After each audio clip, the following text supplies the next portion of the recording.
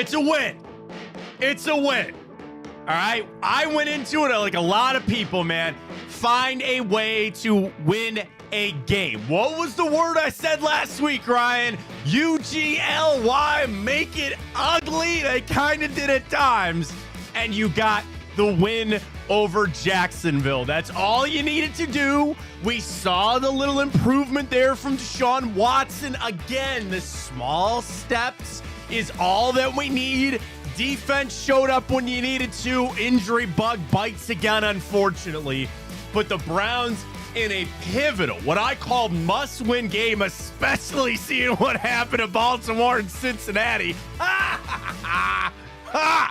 You needed it. You got it. You found a way to get it done. And Ryan, there was one thing that you wanted to ask me, and it was about just one throw that I needed to see from Deshaun Watson to give himself some confidence, to open some things up. I saw that throw. I'm going to tell you what it was. Certainly a lot of things to clean up, but you got the win. You got out to Schneid. I know it was only 1 week. You got back in the action, and you now turn yourself to a stretch of games where you got to keep this rolling now. You wake up, you feel good about it. There's a lot to correct. You got the hapless Giants coming into town, but we got a lot to recap from that game yesterday. We go around the league. We got the morning update. We got the good, the bad, and the ugly. We'll get to all of it. Guards! Finish it off a great weekend, too.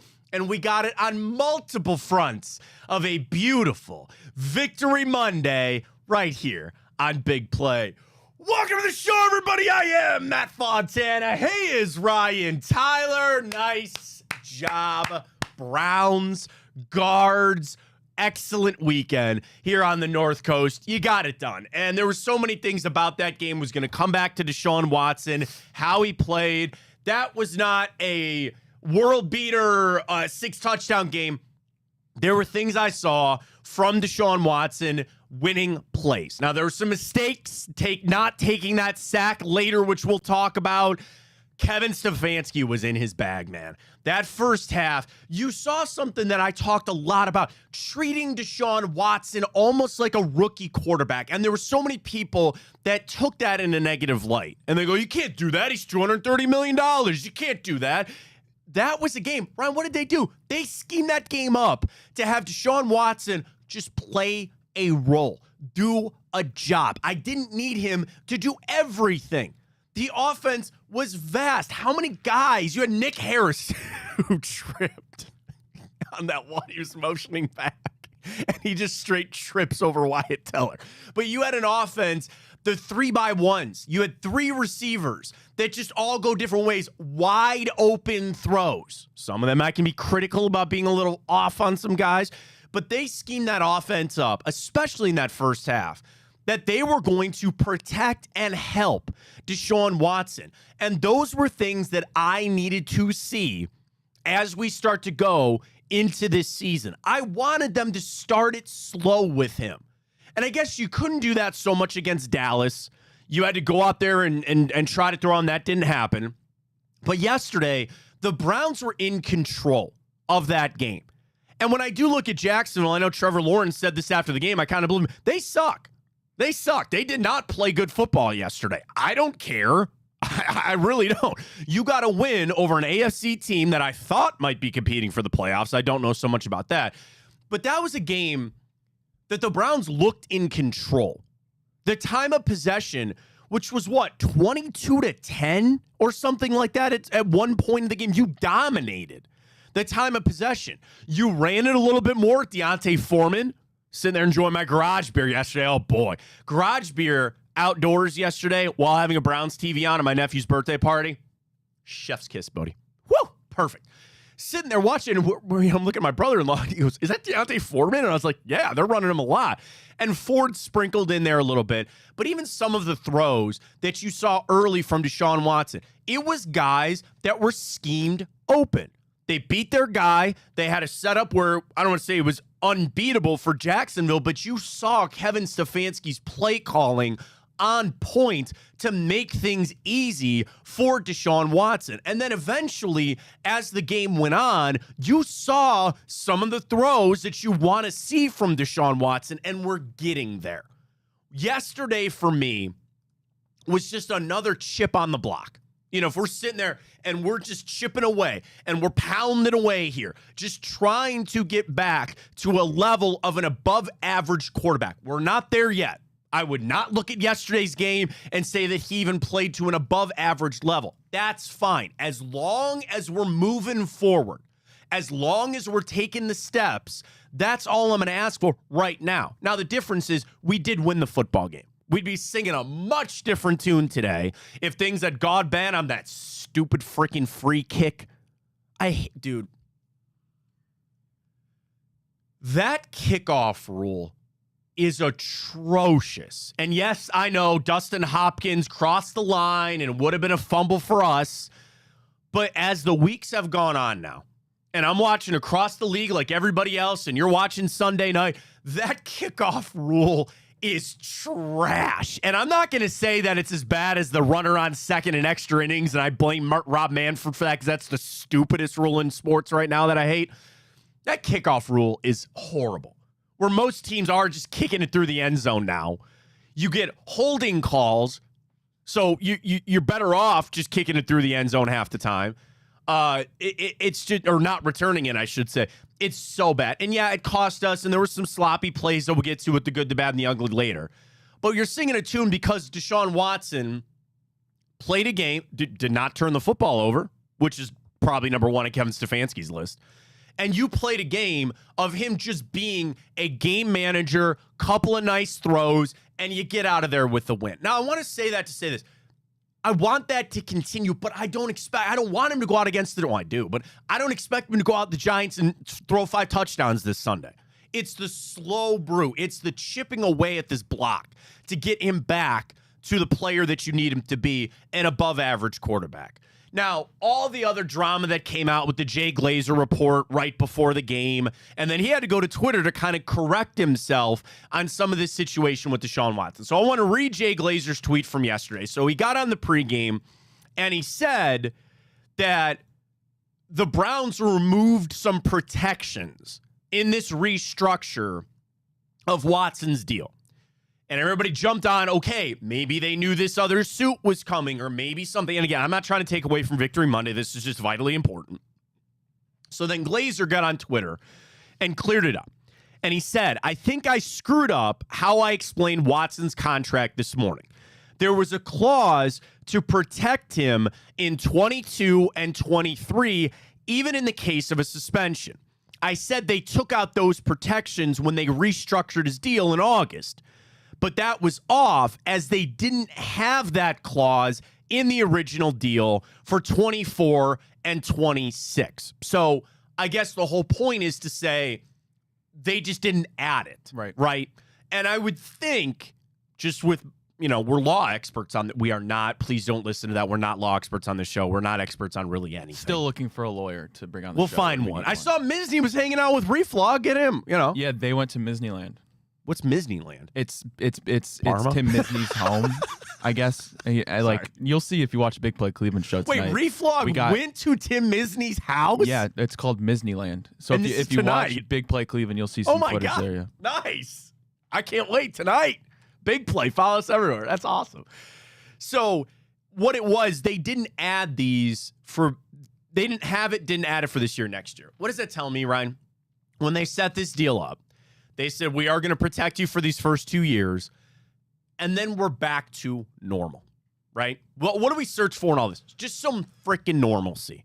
Our quarterback is out there playing. You don't want to have to worry about suspensions, and it's also putting that on Deshaun Watson to not do these things again. Part of the reason the Browns traded for Deshaun Watson was a belief in their organization that he was not going to continue, allegedly, being the person that he was. And he saw the error of his ways, and he can change. So we'll put these in to start. But eventually, we want to get back to some normalcy. And that seems to be what this contract is. And you can go out there and play. And I think about it, again, of what the sliding scale is when it comes to Deshaun Watson. Because I understand that there are people that are always going to hang up with the lawsuit type of stuff. When you talk about just the football, we're still not there. Right? Yesterday was a step in the right direction. That cannot be the pinnacle of Deshaun Watson. That cannot be the pinnacle of what you want him to be for the rest of this season, for beyond this season. You have to continue to improving it better, but at least we're on that path. Now, again, you got to factor in these lawsuits. There still could be a suspension. You know, I had this conversation yesterday. What happens? He turns it around, he starts getting back to it, and then here comes the suspension. Well, that is the game that you played by signing Deshaun Watson and bringing him. The unfortunate thing is, I don't know if we'll ever get to a point that we're not worried about this stuff. I would like to believe that, and I think eventually we will. We're just not there yet as they continue to move forward. Yesterday was a step in the right direction. I know he had a lot of stuff going on in his life last week. Put that stuff aside, ready to go, get out there, played well. He was not the only one that played well yesterday, though, and that's our question this morning. At Matt Fontana Show, drop us a follow there on Twitter. We're up on Instagram. We're up on Twitch. And you can also follow us on the Big Play app, which is great. And, of course, YouTube at Matt Fontana Show. You know, it's funny. I got a DM from somebody yesterday. And, you know, somebody that listened to my prior stop. Like, where are you at now? And it's kind of funny, Ryan, that we've been doing this for over a year, but still, it's like it is new to people, the digital side of things. I was like, hey, I don't know if you know, we're doing a show here every day. Sonny goes, I'm watching every day now, so here we are. Twitter and YouTube is where we stream live every single morning, get the replays on the show. So our game ball for yesterday, you put up 4 options, and I think they're the right 4.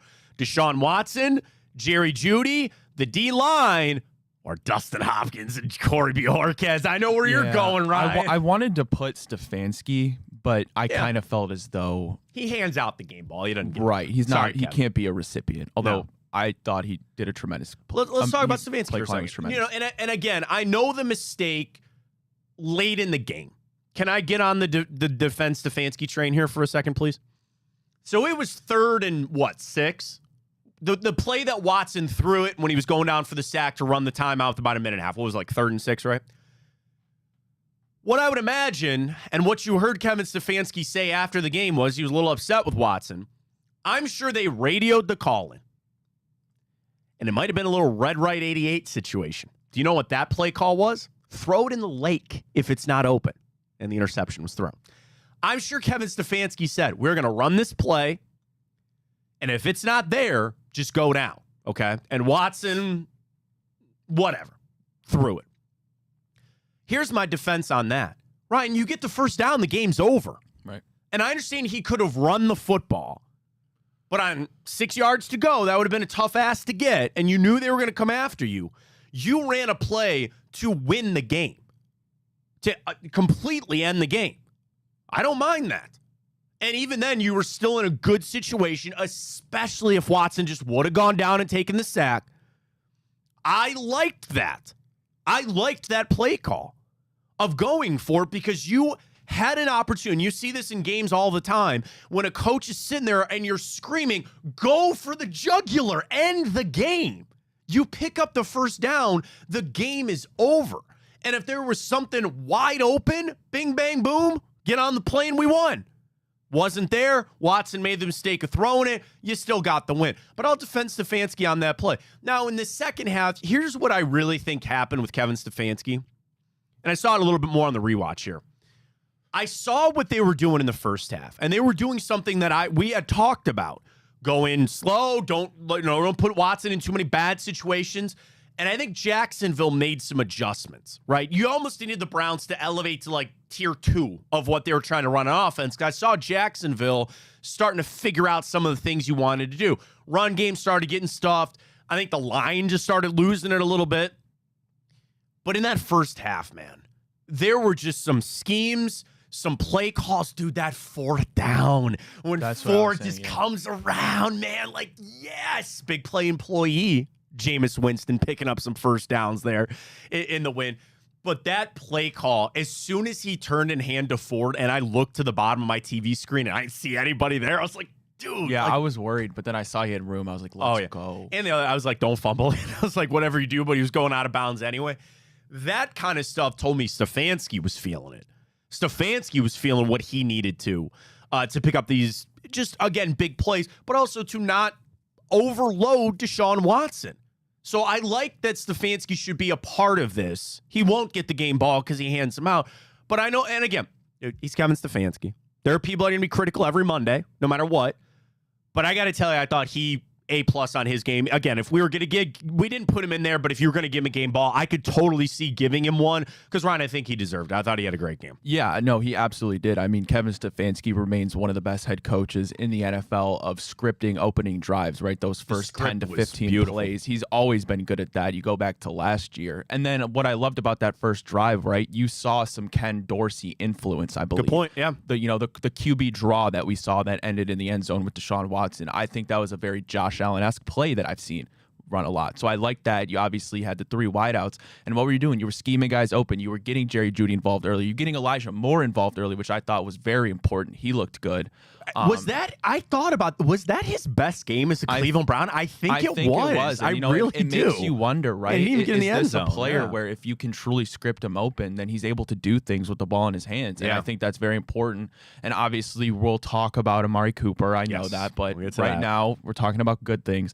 Kevin Stefanski had an amazing game, I thought. Ken Dorsey was awesome seeing him get hype on the sidelines when Elijah Moore caught that pass. That was awesome to see. And then Jerome Ford had a much better game. The O-line was much better, I thought. And it was nice to see Deonta Foreman get involved, who, by the way, every time Deonta Foreman touches the ball, it looks just like Kareem Hunt. Well, he's 27 with the hair. That's what I'm saying. Every time. Every time me and my buddy's watching the game. Kareem Hunt. Same here. And there was a more split. Obviously, what did Foreman have? Like 1 snap or 1 carry last week or whatever? So you see that about the committee of the running backs, which works a little bit there. You also talk about the scheme where they were going 5 wides, right? You didn't have David Njoku.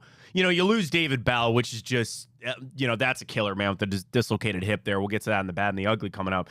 But you had to go 5 wide, and it looked okay. It looked pretty good. They were banged up in their secondary. They were missing some guys, and you took advantage of it. And the other thing, that game looked like a Kevin Stefanski game. And I think we can start saying that now as we are into, year 5, right? 2021, 2, 3. Wait, 2020, yeah. 1, 2, 3, and 4. This is his 5th season we're entering here. And some of the great coaches, and I'm not trying to hit the gas on this thing and punch the accelerator, but you get where I'm going here. These good coaches, games that you're like, oh, that's a Sean McVay kind of game. That's an Andy Reid type of game. That's a Mike Tomlin type of game. That game looked a lot like a Kevin Stefanski game. It wasn't overly flashy on offense. You picked up first downs when needed. You dominated time of possession. You still have these GD penalties, man. Yep. Still had them, but all right. That was like a branded game. That seemed like a Kevin Stefanski, Cleveland Browns branded type of win. And I'm going to start saying he's not a second-year guy. They can sit there like, oh, this is how he wins games. He knows what he's freaking doing. And I'm going to continue to defend him. I'm a defender of his. I know people will be critical. I don't think they have much to stand on, right? And you want to get critical about one play here. Did anybody really complain about going forward or not in 4th down? I thought he was pretty on with that. Yeah. And, I always say they're going to do it, so just accept it and move on forward. Now we get to the players, though, that we got to vote. For our question this morning, at Matt Fontana Show, drops a follow on Twitter and X. Who gets your game ball? So obviously there's Watson, which I think he played well. Jerry Jeudy, man. It must have been the quarterbacks in Denver then. That must have been it. That looked like a guy that is a very solid number 2, eventually number 1 receiver. He was doing some things, had some catches that I really liked. I wanted one throw that I looked at Deshaun Watson and I go, You ever see Hook? No. Oh, gotta watch Hook. It's Peter Pan. Robin Williams plays Peter Pan who becomes an adult and he forgets that he's Peter Pan and he's got to go back to Neverland to save his kids from Hook. Mm-hmm.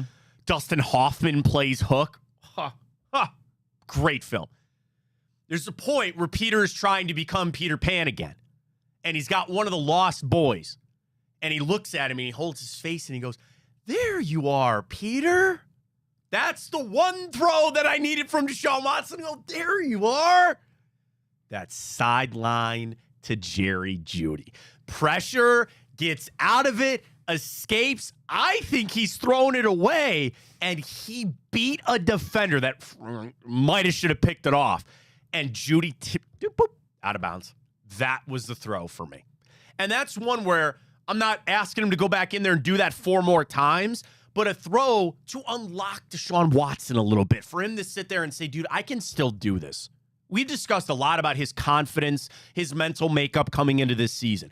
I need him to get back out there to make throws where he can feel like he's an elite quarterback. You got to prove it to yourself sometimes. That is one of the things that we all face in life is self-doubt. You got to sometimes be proven you can do what you're setting out to do, that you are to the level that you want to be. That was my one throw. That was my one throw to Jerry Jeudy. He had some other really nice ones as well. Jerry Jeudy is up there. Next up for game ball consideration. That D-line was all over Trevor Lawrence. Strip sack from Miles. You get the safety, which was helped by pressure with Miles. But the freaking D tackle's getting in there making some plays, man. I loved it. And that is what? A Jim Schwartz type of game and a Jim Schwartz branded defense right there. That D-line was all over it, man. And that's, again, you were down Mo Hurst. You went out there. He was hurt. You had to rotate some other guys in. You finally, I think that was, I don't say the best D-line game I've seen from Jim Schwartz because there was a couple last week, but you needed it, and you needed it bad, and you had overall a great defensive effort there, specifically on the D-line for our question. Showed up, showed out. Yeah, I mean, what have we talked about with Miles, right? It's this whole time we've been looking for a B to Miles' A, and whether that came from a defensive end and a Zadarius Smith, or even better, right, you get interior pressure. Correct. That's what you got last year. That's what you got yesterday. Yep. And that makes Miles' job easier, right? You saw on that when you got the pressure, Alex Wright ultimately got the safety. Quentin Jefferson had a huge sack. When you get that interior pressure, it just makes Miles' job so much easier, and it makes him a better player. Absolutely. As good as he already is. To the specialist, when did Charlie Hewlett put a cowboy collar on? Did you see that? No, I didn't. He's got a cowboy collar on. Like, let's go, man. What is a cowboy collar? You don't know what a cowboy collar is? No. It's like a neck roll. Like Barkevius Mingo used to wear? Kind of. So there was multiple things. There was what's called a washboard, and that was just like a flat plastic board. Then there was like the traditional, so it was a neck roll. I wore one because I thought I was a badass. What it was meant to do was go kind of like under your helmet, and it stopped your helmet from doing this. Because like a lot of neck injuries, you can get hurt going like this. The bad neck injuries are when you get compression in your neck. So now we're going from lawyers to doctors on this. But a neck, like a cowboy collar, stops you from doing that. I just love it that he's our freaking long snapper and he's got a cowboy collar on. That aside, Corey Bojorquez with that punt and having Dustin Hopkins line up. Let's just bask in the glory for a second of not having to worry when your kicker lines up like you know it's going through, man. Specialists were on yesterday. The returns, I was questioning the Darden stuff, with moving Prochet up. And I thought he did fine, again, limited on the kickoffs and all that kind of stuff. Specialists in general, but especially Bojorquez and Dustin Hopkins, they deserve some love from yesterday, flipping the field, getting your points when you need it. Yeah, I mean, if he doesn't pin him, who knows what happens? That doesn't lead to the safety. That makes him only need a field goal. I mean, that was just absolutely massive. Yeah. And like you said, Dustin Hopkins remains consistent. It's nice when you're lining up from 50 yards and you're not totally drenched in sweat, something we're not used to. And you go, look, what happened? The Jaguars chipped one, 30 yards out? Yeah. And that makes the difference when you got a kicker who can do it. No, absolutely. And you're right. That changes how you're approaching offense, all that kind of stuff. All right, 'tis the time for us to cast our votes. Right, cast your vote. Who gets your game ball? Watson, Jeudy, D-line, Hopkins, or Bojorquez? I'll give you first vote this morning, bub. Yeah, I think I'm going to go special teams, really, between Hopkins and Bojorquez. I mean, it's interesting, right? Because I am a big Corey Bojorquez fan. I mean, he remains a field flipper. I mean, to pinpoint that, not only did it like roll, the backspin roll to the right. Yeah. That's not easy to do by any means. And that ultimately is what kind of sealed it. Obviously, the safety was more important, but you wouldn't have got that opportunity without that. So I'm giving the game ball to our special teams boys. I like it very much. I'm going to go D-line. I think it's between those two. I really do. I think it was the D-line for me. Again, the offense was fine, but that game was won on defense. It was nobody cracked 20 points. There was a lot of defense to be played. D-line was in Trevor Lawrence's face, which was great. Does he suck? Do we need to have a conversation here about my Trevor Lawrence? I just made that word up. Is he not good? I saw some throws. Like, there were some guys that were open. There was the one on the sideline, and he threw it like 4 yards over his head. And I'm like, what are you doing? And again, trust me, I'm a Browns fan. I don't want them to win. But I'm just like, what happened to Trevor Lawrence, man? I'm just not sure how to feel about Trevor Lawrence because I was a guy who had high expectations. Like when you drafted when they drafted Trevor Lawrence, right? I mean, this was a guy who in 2-3 years was supposed to compete with Mahomes, right? Like he's been the cat's rear end in high school even, right? Coming out, he's been the superstar. And you see like week 1, he had that amazing anticipation throw to Brian Thomas Jr. He just can't string it together, it seems like. And I'm not sure if it's a Doug Peterson thing. I don't think that's fair. I think he's a great coach. Obviously an upgrade from Urban Meyer.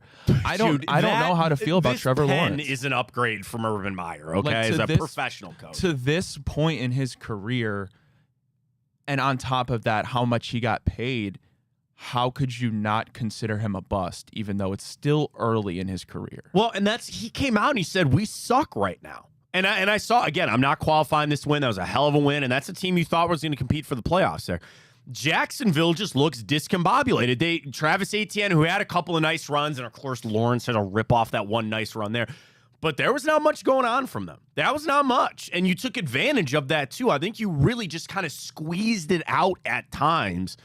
And you sometimes got to do that. You put the ball in their court and go, if you're going to beat us, go ahead and beat us. But it's going to be on you. You're going to have to make a throw. You're going to have to do that. That's a dangerous game to play with like Patrick Mahomes and maybe even Joe Burrow and Lamar Jackson and some of the other quarterbacks in the AFC. Go ahead and put that on Trevor Lawrence. Go ahead. There were times, so we're going to put this on you, buddy. You want to win this game, you're going to have to come back down here, less than a minute, no timeouts. Come on down. Come on down. And he couldn't. And he couldn't get it done. So I love the game plan against Jacksonville yesterday. One of the many things that we'll get to, Ron, we always do it on Mondays. We run through the good, the bad, and the ugly.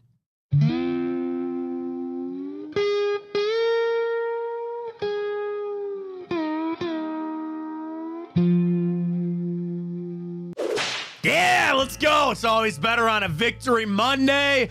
Here's how it works right after the game. And I'll tell you this, I actually, through the game, I create a draft in my Twitter, and I just update it as things go. And I just throw things in, take it out, throw it in, take it out, throw it in, take it out. And we do what's called the good, the bad, and the ugly. So it's all about the Browns here. And it's always a lot more good when you win. And let's start with the good. I put number 1, Kevin Stefanski play calling. And again, I got people that was saying, did you watch the second half? Yes, I did. And I saw some of the things in the second half. I don't want to say they got figured out, but I think a lot of what they put in place, because you got to remember, part of play calling is the chess match. I'm going to show you this now so I can take advantage of it later. Why did that Jerome Ford run on 4th down work? Because you brought Jameson. You already rushed for a first down with him. They're cramming the line, and whoop, whoop, whoop, little Three Stooges action. Whoop, right behind. Little Chris Berman. Yeah, Berman. Whoop, right through. Whoop, first down. So it's that setup, and I do think there's some of the things that Stefanski did in the first half that helped set up the second half. And I would say overall, again, in totality, I thought Kevin Stefanski had a great game, so he was number 1 on my good list there, right? Yes, and I considered him for the game ball, but I don't give game balls, imaginary game balls, to head coaches because why? They're the ones that give out the balls. But Kevin Stefanski, considering how we saw game 1 go, I thought it was a fantastic play calling performance out of him. I love that you saw some Ken Dorsey influence, and he did amazing. A little deflated. Somebody call Brady. Is Kevin Stefanski right now? Is that signed by Josh? Yeah, I think it is. The best head coach in scripting the first 10 plays of the game. You know, I was sitting there, I'm like, this is signed by Josh. And I was like, I kind of want to get this. And in reality, we know Josh. I could just bring something in to have him sign. Yeah. I need something from Josh in my basement. Greg, I saw him giving away some giveaways. Here's your game ball for Kevin Stefanski. There you go. Right there for you. You can't really see it on the TV, but there you go. Kevin Stefanski, well done on his part. Number 2, I thought Deshaun Watson looked better. On my good list, Watson, incremental improvement. Yes. Saw some throws that you needed. I think gave him a little confidence boost, which you liked. But I thought Watson looked better. That was something that you needed to have on that side of the good, and it was. And it's rare, again, you win games and your quarterback looks like crap. That was a solid game from Deshaun Watson. The one thing, again, outside of the throws I'm talking about, don't you feel like his pocket presence was a little bit better yesterday? I think he took some sacks. I think that was the biggest area of improvement. But I saw the pocket presence. I saw him seeing the pressure, getting out on some of those plays. I didn't see him panicked. Yes. You know, in week 1, I saw him panicked. And there were times, even in the game last night watching Sunday Night Football, you saw, it's Caleb Williams, I know he's a rookie, but when they send 5 on you, or they send 6 and you don't got an extra blocker, you see quarterbacks, their clock moves up and they start to panic.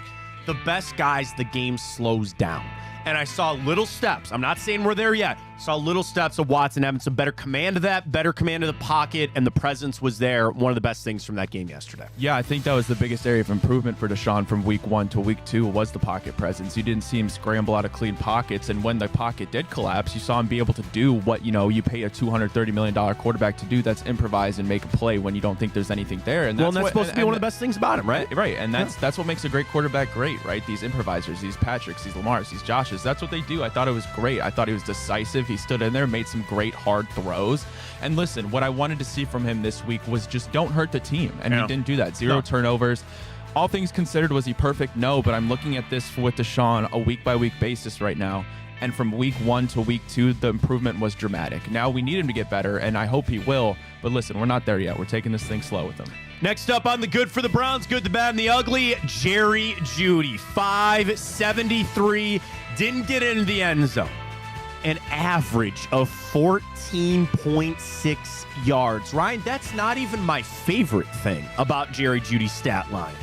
It's that he was targeted 6 times and 5 grabs. I love that. We'll get to the bad coming up on another one.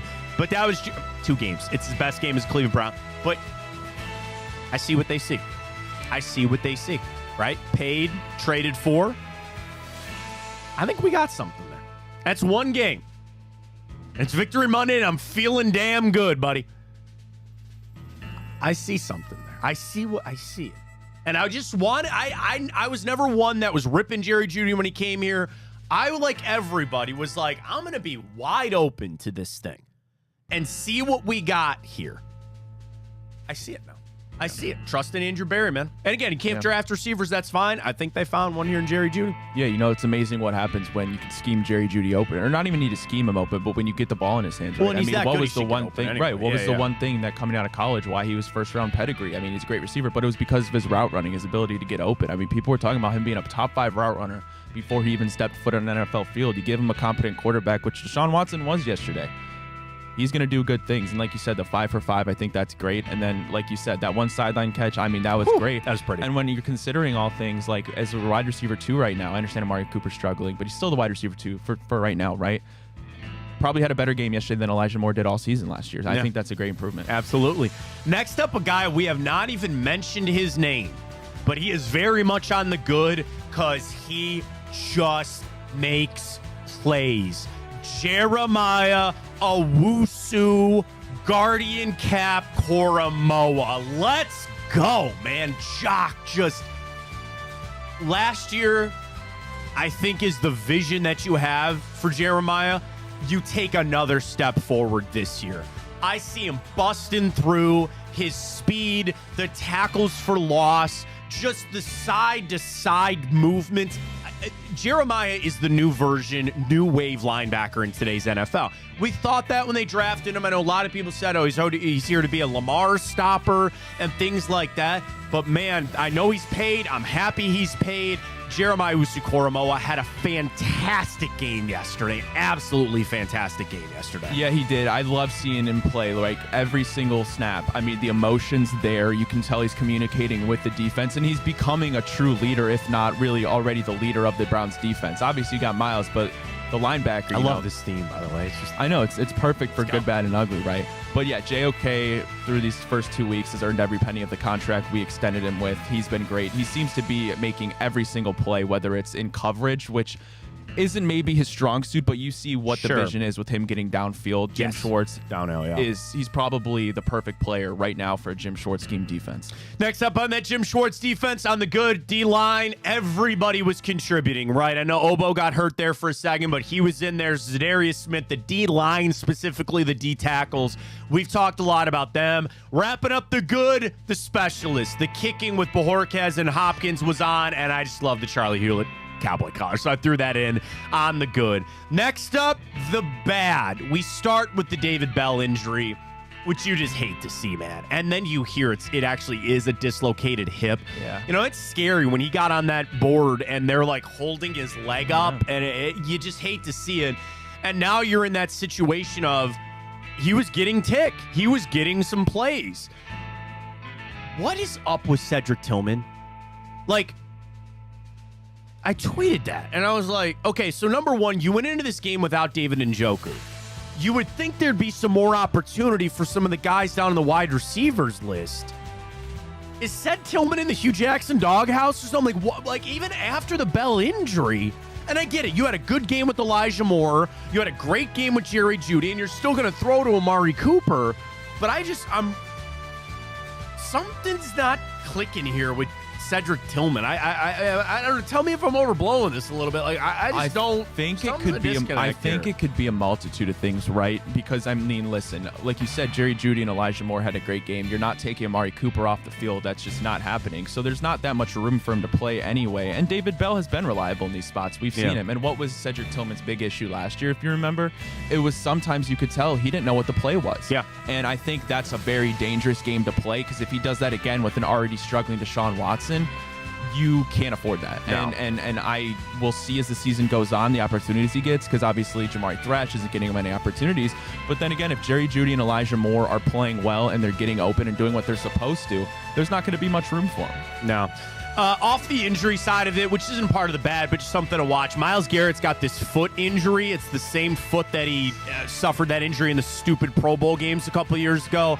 So he's going to have to manage that. You only got 11 snaps of Denzel Ward. And he said, I was on a pitch count with his shoulder. But it was crazy, Ryan, looking back on it, rewatching, I was like, 11 plays. I feel like he got his hands on like 2 or 3 footballs. He was credited with only 1 pass defense in the game. But that was a pretty impactful 11. That one on Gabe Davis, when he hit that stutter step and Denzel was locked right on him, man. And they talked about it on the broadcast, which was good on Gabe Davis's part, where it was a stutter and go. And he hit the stutter at the first down, because you'd think, oh, he's running a hook here just to pick up the first down. Bro, Denzel didn't let him breathe for a second on that play. That's one of my favorite plays of the game, to be honest with you. So you only got the 11 with Denzel. You're going to have to fight through some of these injuries. Okoronkwo too. But overall, he kind of got this game semi-healthy, but the injuries continue to crop up. They're always beyond the bad. Yeah, I mean, Denzel Ward is just an elite field eraser. I mean, you saw the plays he made, and it was very limited pitch count, but like when he made a play, I mean, he made a damn play, right? You can't throw his way, and we talked about this last year ad nauseum, right? The amount of touchdowns given up from the Browns defense when Denzel Ward's on the field versus not. I mean, it's tenfold when he's not, right? And you saw that happen with Brian Thomas Jr. I know that wasn't a touchdown, but it led to the touchdown. And Martin Emerson had a great game, I thought. Could have been a little bit better. He almost had that pick. That was a very good play by him. Greg Newsome had an okay game. He was decent in coverage, but the one with Brian Thomas Jr. was a little ugly. But all things considered, I thought the secondary was fine. Grant Delpit had a great game, too. Next up on the bad, we need to stop these penalties, because eventually it is going to bite you in the ass. All right. We doubled them in penalties, both yardage and numbers. They were 6 for 52. We were 13 for 100. There are what do we have, 4 in a row at one time? That's and 4th and 36 or whatever it was, or 3rd and 36 holdings and this and that. I mean, the thing is, and it always seems to be offensive penalties, and it's not even this stupid illegal formation. Now you got some shift problems that were going on, but like, there's a stat out there, I know there is, about when you lose the penalty battle, you're most likely going to lose the game. You did that. This is what was so crazy about that game. You got outgained on yardage. They got out-had, I think, on total plays. I know they had more first downs than us. Here's it. No. Okay, so we had more plays. They had 18 first downs to our 17. We did have 65 plays to their 55. They were actually better than us on third down. We were 2 for 14 on third down yesterday. They were 3 for 9.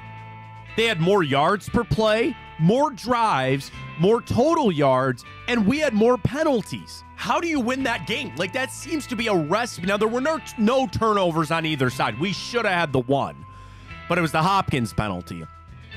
But think about that. If I told you a recipe for the Browns to get a win, they were going to outgain you, you were going to have more penalties, and they were better than you on third down. Not by a lot, but still better. Where was the change? They went 1 for 4 in the red zone, an area where Jim Schwartz had giants circled because we weren't good in the red zone. They were 1 for 4 in the red zone, and you dominated time of possession. At least at a point in the game, you finished out 34 minutes to about 25. Still, 9 minutes is pretty damn good for winning the time of possession. That was an ugly game, an ugly win, but you got it. Now, when we do the good, bad, and the ugly, it's what I send out. But Ryan, I did a little caveat last night, and we've got to add to the bad. It's Amari Cooper's drops. Yep. That's 2 wide-ass open ones in 2 weeks now. Yesterday, 8 targets on just 3 receptions for Amari Cooper. It begs the question, what's going on? Is it the contract? Does he think he's getting traded? And, all right, little side note here. I don't think we sensationalize things here on this show, right? We all know that can be sometimes that happens in sports talk radio, and you get the booming guy, sensationalizing. I don't think we do that too much, right? I try to be level-headed. This is going to cross the line of sensationalism, and I'm sorry, but it is what it is. Do you now sit there and see maybe Amari Cooper is expendable all of a sudden? I don't feel that way. No, I don't either. But there are people you watch that, and it's one game where it was a sloppy, ugly game that you got to win. You're still going to need Amari Cooper. You are still going to need him on this team. But it factors in, he had a bad game. And the question that it just kind of gnaws at you that you don't like, and it's an itch that you can't scratch. Does this work with Amari Cooper and Deshaun Watson? You right? You go back to last year without him in there, and Cooper and this, and Cooper and Flacco, and Cooper and Watson. Like, it just is continuing this thing that I don't like, but it is there. And I'm not going to read into one game and sit here, go trade deadline, get rid of him, bring something else back in, all that kind of stuff. You are going to need Amari Cooper. You are going to need him. And he is good enough that I see a game on this schedule that he is the borderline sole reason that you win. A game like he had a couple of years or a couple of games last year where you're like, that guy's a man-possessed, picking up big first downs, and we're going to go win. Getting those guys on the same page is going to be a huge thing. I think Cooper is pressing right now. I do. That's a situation that has got to be so hard. You're playing on a team that you're not going to be here next year, and you need to get a contract, and you're 30, and all this stuff. That pressure has got to be on him. And then what happened? Drop. That's even worse now, and you're just mounting it. Amari Cooper is the ultimate professional, and at a time seems machine-like, doesn't he? Where you're like, he's so stoic. He's like Nick Chubb.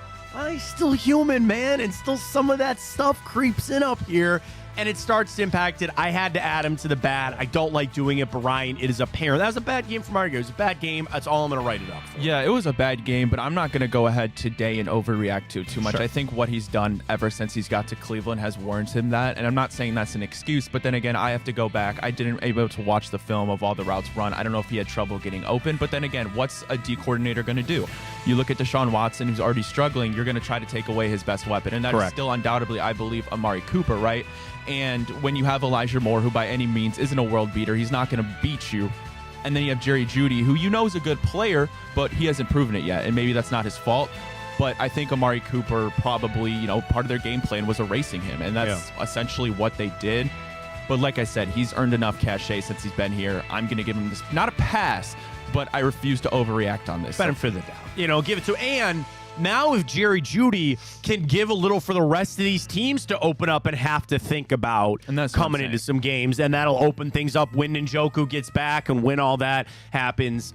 More on the bad, this O-line situation where overall they were fine. Honestly, my biggest complaint and what just doesn't, the penalties. It's just all these O-line penalties, which are just so freaking frustrating. Yeah. But I get it. You got your backups in there. But it's a little bit of like that Deshaun situation a year ago where you're going up to game time and you're like, are you going to play or not? And I know that they're working to get Wills back and Conklin. And now you've almost entered a stretch where, like, you got through Micah Parsons and Josh Hines-Allen and Trayvon Walker and Eric Armstead. And, like, I look at the Giants, and Kayvon Thibodeau is good, but now I'm almost like, you go out Monday, you go out today, and Stefanski's press conference go, I'm already ruling these guys out. It's almost like you're entering bonus time with these guys, which then you sit there and go, I just didn't put them on PUP to start. The line play is one thing. This game during the week is not sustainable, of trying to see if they're going to get there, if they're trying to see if they can make it to, Joe Thomas used to be, he wouldn't practice all week because you had to get to the game on Sunday. I know Andrew Hawkins was on, I think he was on ESPN joking about that. You only pull the car out, you only pull the Cadillac out when you need it on Sunday. That was Joe Thomas. I'm not saying you can't do that with Jack Conklin or Jed Wills, but you don't even know if they're ready to go Sunday. Joe was ready to go. Joe was going to play no matter what was going on during the week. Joel Bitonio. By the way, did you see that new arm brace on Bitonio's arm? I didn't peep it. He's got it on the right arm. And also, I watch weird things when I watch the games. He doesn't clap his hands. He hits his chest to like when they break the huddle. And I was like, has he got an arm problem going on? He's got a brace on that I had to wear when I tore my bicep. It's the J.J. Watt brace. Yeah. Where it's like you can't hyperextend your elbow. It looks like a cyborg. It looks like a cyborg. I should have kept mine. I threw it away. And I was like, I don't know. Should have wore it today. I was so sick of that thing, man. I was so sick of that thing. Arm's good now. Got a golf out this weekend. I got to get limbered up and get going. But Bitonio had that on, and I saw it a couple times where he'd break the huddle and he would just tap his chest instead of clapping his hands. Little thing to add on.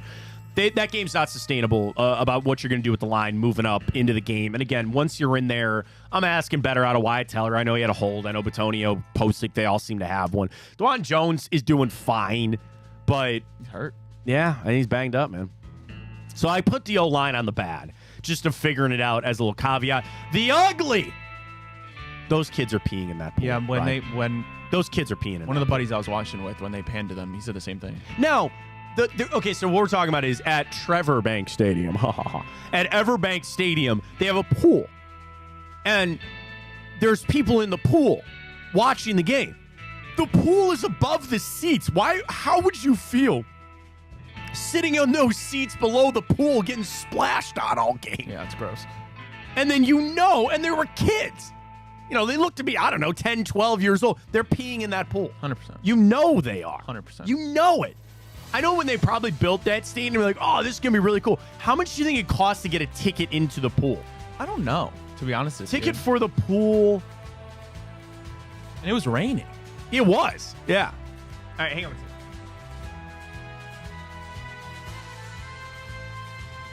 Okay. You can't. Oh, my God. Holy cow. Okay. The pool. I guess there's multiple pools, okay? You cannot just get a ticket for it. You have to buy the cabana that goes with the pool. Here's what you get. There's a pool deck cabana. There's a party deck cabana.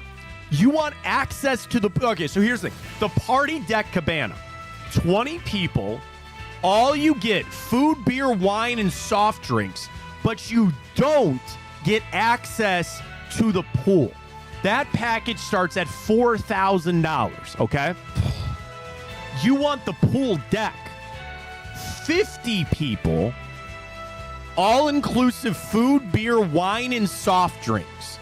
Last season, Ryan, $12,500. Math on the show. Oh, sorry. 12 divided by 50. $250 a pop. $250. And that includes like the kids who aren't going to drink alcohol. Right. Or at least they shouldn't. $250 a pop for the cabana to get in the pool, all you can eat and all you can drink. I don't get the allure. No, I don't either. I'm here to watch the game. I'm not going in the... I'm assuming there's a lifeguard. There damn well better be a lifeguard. Did you see that chain gang guy go down? Yes. In the Baltimore game? How scary is that? Yeah, that's very scary. I saw the video. There was another one last night, too. Chain gang going down. Really? Sad, man. Ooh, scary stuff. $250. I guess I could have done that math. 50, 12... I'm bad at math. But anyway... That's what it would have been for the pool. I don't get that. I don't get it. It really is not my thing. You know what is my thing? A little bit around the league. Ryan, let's do it. Games are in the books. How do we do?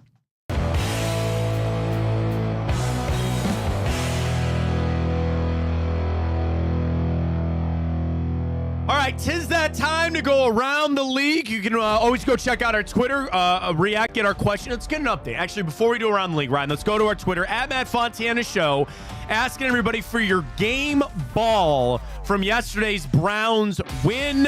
Ryan, what do we got so far? Yes, pretty heavily in favor of Hopkins Bjorkes. Nice. 54.8. Nice. Defensive line, 20.2. Jerry Jeudy, 14.1. Deshaun Watson, just 10.9. That's all right. That's all right. Hey, little improvement there it is. So we got plenty of Browns to get to.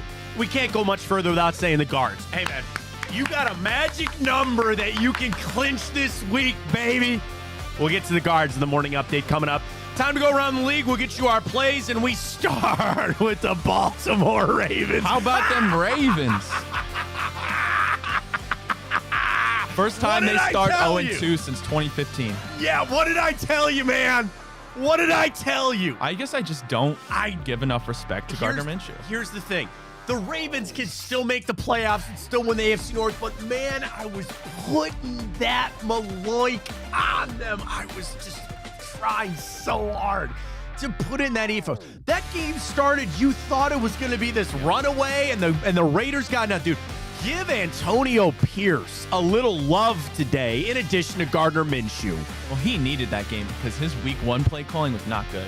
Who's that? Antonio Pierce. Yeah. I mean, on the defensive side? No, his decisions like go for it and whatnot. Oh, yeah. I mean, those new coaches, that's something you got to battle with the hype and the Dan Campbell and all that, going for and that kind of stuff. Dude, how? We live in Orlando. We'll get to the Bengals here in a second. The Steelers are 2-0. We're 1-1. The Bengals and the Ravens are 0-2. How does that happen? And I'm going to do this for the Browns. ESPN always does their takeaways from every game, right? And they run through each little thing. So let's quickly run through. I wish they did it in a better order than they do, but here we go. Stand by. I had it. I clicked off of it. We probably don't really have time to be doing this, to be honest with you, right? We gotta run through it. Anyway, we'll get to it anyway. Dude, how do you do that? And I think it comes back to they asked Lamar Jackson to do everything, right? Do you look at that? And I would say Flowers had a touchdown, but you look at that game where it came down to the final fourth. Dude, think about this. Gardner Minshew beat Lamar Jackson in the fourth quarter. He beat him in the fourth freaking quarter of a game. Lamar had an interception, 276. I'm sorry, that was Minshew, 276. 247, touchdown interception. And Derrick Henry had a Derrick Henry type of game. 84 yards and the touchdown. I actually think that is what they want their offense to look like. They just couldn't stop Gardner Minshew. The Ravens right now are very much so missing the presence of Patrick Queen and Mike McDonald. Yeah. You can tell. Right, absolutely. And again, neither one of those guys are walking through that door again. So well done for the Raiders. Ravens got some soul searching to look for. And again, I'm not saying that they're not going to make the playoffs, but that inexcusable. Unfortunately, but we will take it. We both lost that. It was the Ravens minus 8.5 outright losers in week 2. There it is. Next up, Chargers, Panthers. Panthers are cheeks. Yeah. They are horrible. Mostly because Bryce Young is not good. 84 yards and an interception. Yeah, Herbert fine. Where the frick did J.K. Dobbins come back from all of a sudden? I mean, man, I don't think it's all that surprising. I mean, it's the injuries that have riddled him. But, I mean, you go back to his days in Baltimore, he was damn near averaging 5 yards a carry. I mean, he just keeps it up everywhere he goes. It's just a matter of can he stay healthy? And so far through 2 games this season, 2 touchdowns, I mean, he's looked great. He's looked very efficient. Chargers right in the thick of it at 2-0 now all of a sudden. Maybe I got to start giving. Surprising was Quentin Johnson, 2 touchdowns. 2 touchdowns. I mean, because we all asked ourselves, your guy Ladd, and Quentin Johnson, they saw Josh Palmer. You go, who is going to catch the ball from Justin Herbert? Because you believed, and we did this stat last week, that Jim Harbaugh in his time in San Francisco never had a 3,500-yard passer. And you say Justin Herbert, you're like, you're going to have to throw the football. Early reactions. You only have $130. Do we need to put a little bit more respect on the Chargers and Harbaugh? I think so, and I was going to give some flowers to Harbaugh today. That him hyping up when he's slapping Herbert, though, is so corny. Yeah, that was and you could see Justin Herbert was laughing in his helmet. Because he did it too long. Yeah, I know. He's like... He did it way too long. And I think Harbaugh is laughing while he's doing it, too, as kind of being like an inside joke gimmick type thing. He's a gimmick, right? That's a perfect way to put it. We both easily cleared there on the Chargers. done and done. Is Derek Carr going to lead the league in passing this year for the New Orleans Saints? Will Brinson had a great tweet about the Saints this morning. Clint Kubiak is the new offensive coordinator down there in New Orleans. They dropped 44 on the Cowboys yesterday. Only 243 from Derek Carr, 2 touchdowns and a pick. Alvin frickin' Kamara, 3 touchdowns on the ground and 1 through the air. Here's the thing that I bring up, though, and this was Will Brinson's tweet.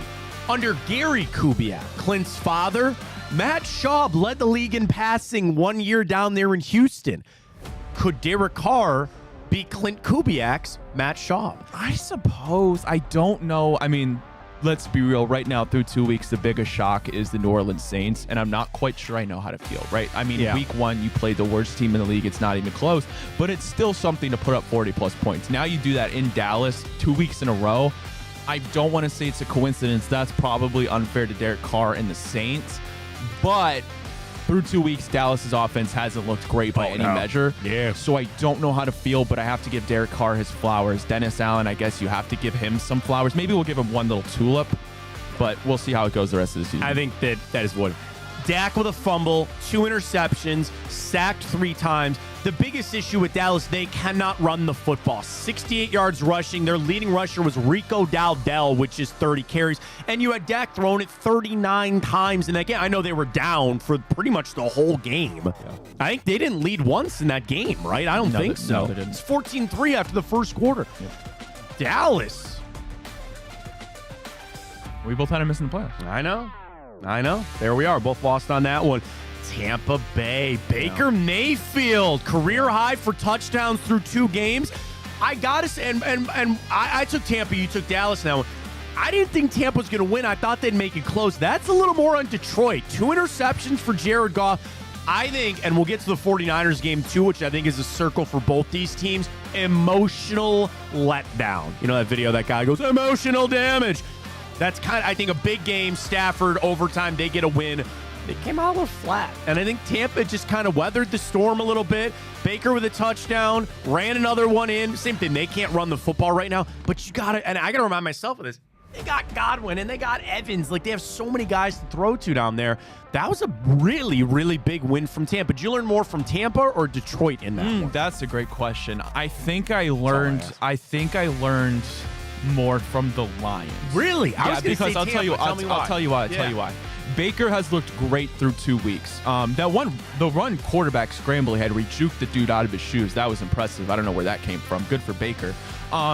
Listen, you put Chris Godwin back in the slot, and he's now excelling, right? He was PFF's highest grade receiver week 1. He scored again week 2. Mike Evans is probably the most underrated player maybe in NFL history, right? I agree with him. And the protection was good. I mean, that's when you have when you have Tristan Wirfs anchoring that line, that's supposed to happen.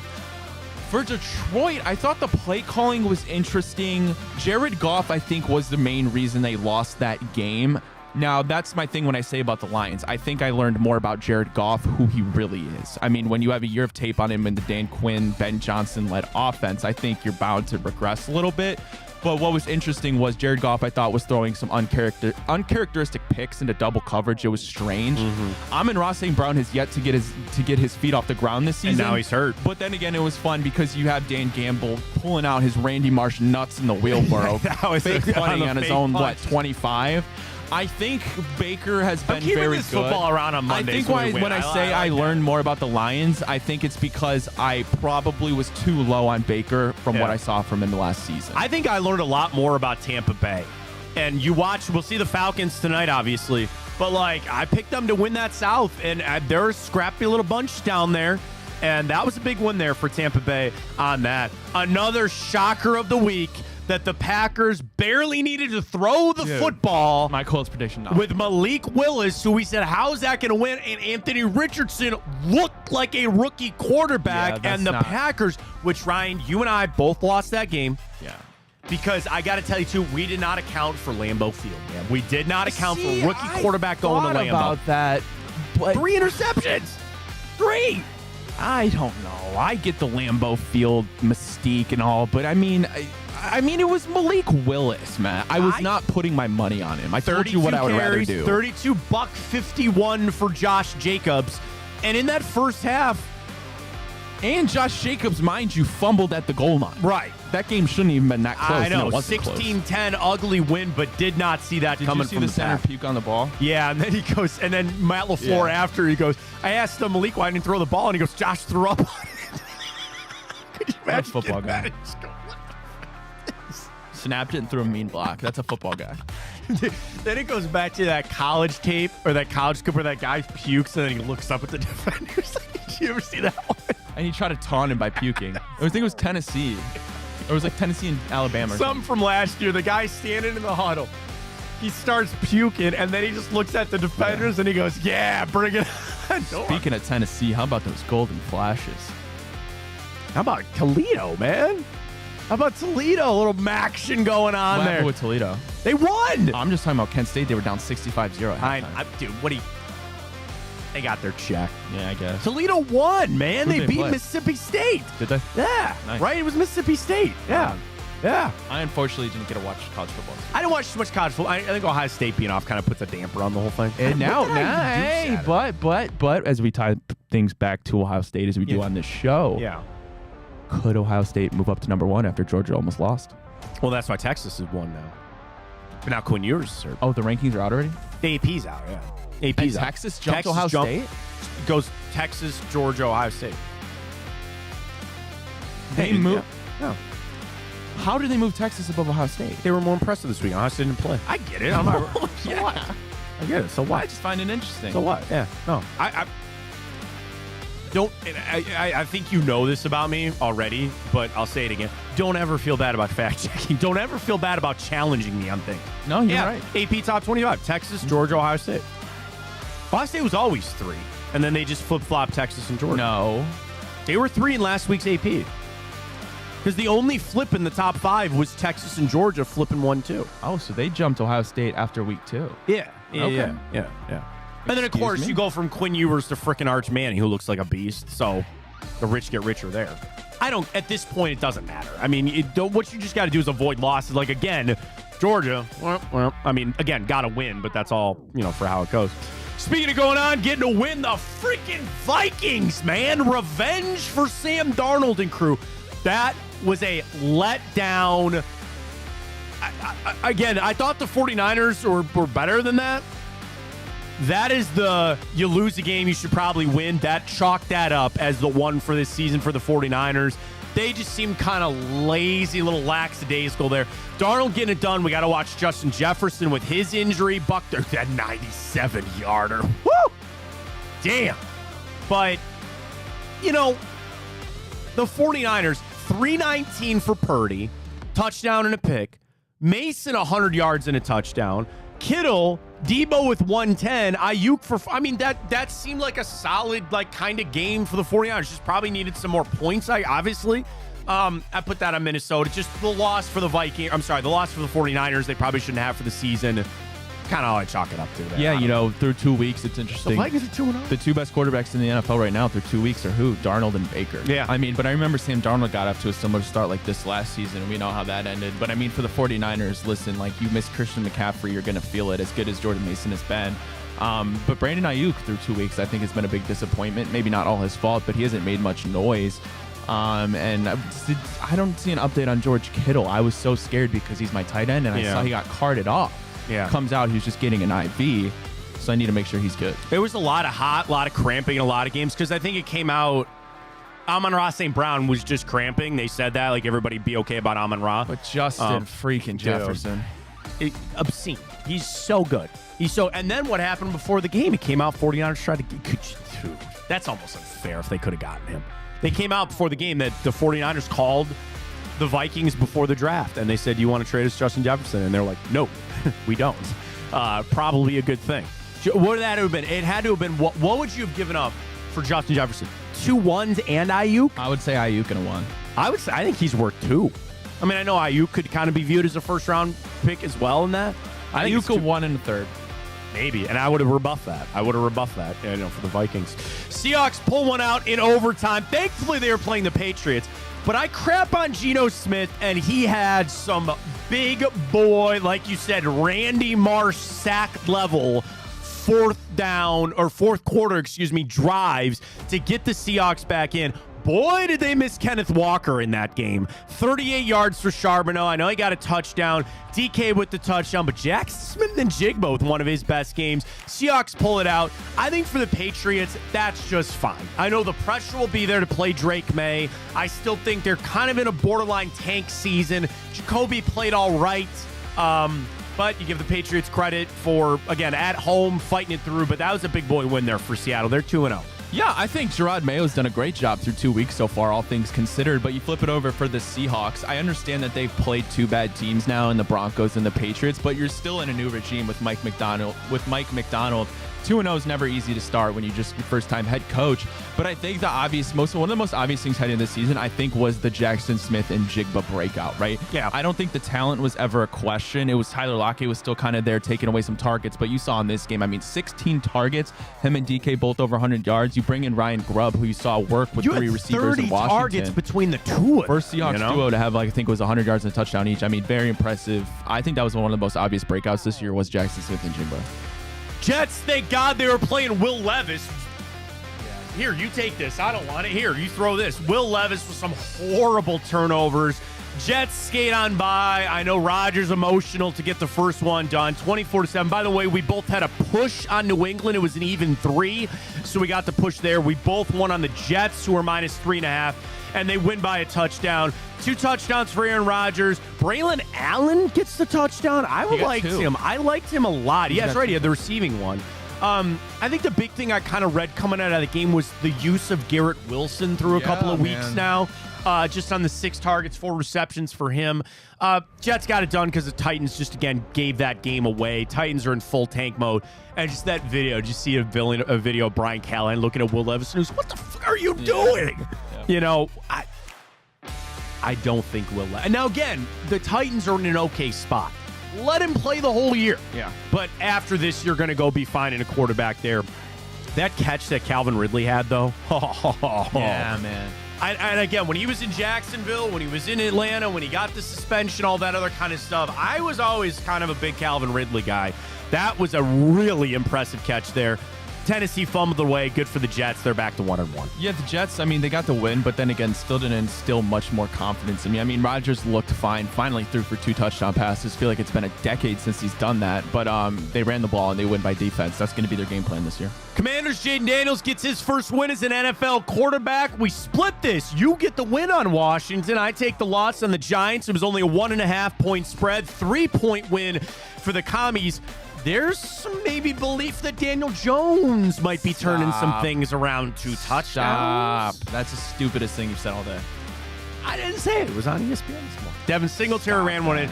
I still don't think the Giants are going anywhere. Malik Neighbors is good. For the Commies, okay, solid win, but you realize it is a lot of Jaden Daniels and not much else on that one. The thing on that was, they scored 21 points. But none of them came on offense, correct? Jaden Daniels didn't throw for a touchdown. Nobody ran for one. Hang on. Austin Seibert had 7 field goals. That's what it was. 7 field goals for Austin Seibert. Christ. Hey, man, I guess a win's a win, right? That's how it goes. So an ugly one. Giants, don't believe in them. I don't think the Commanders going anywhere, but we split on that one.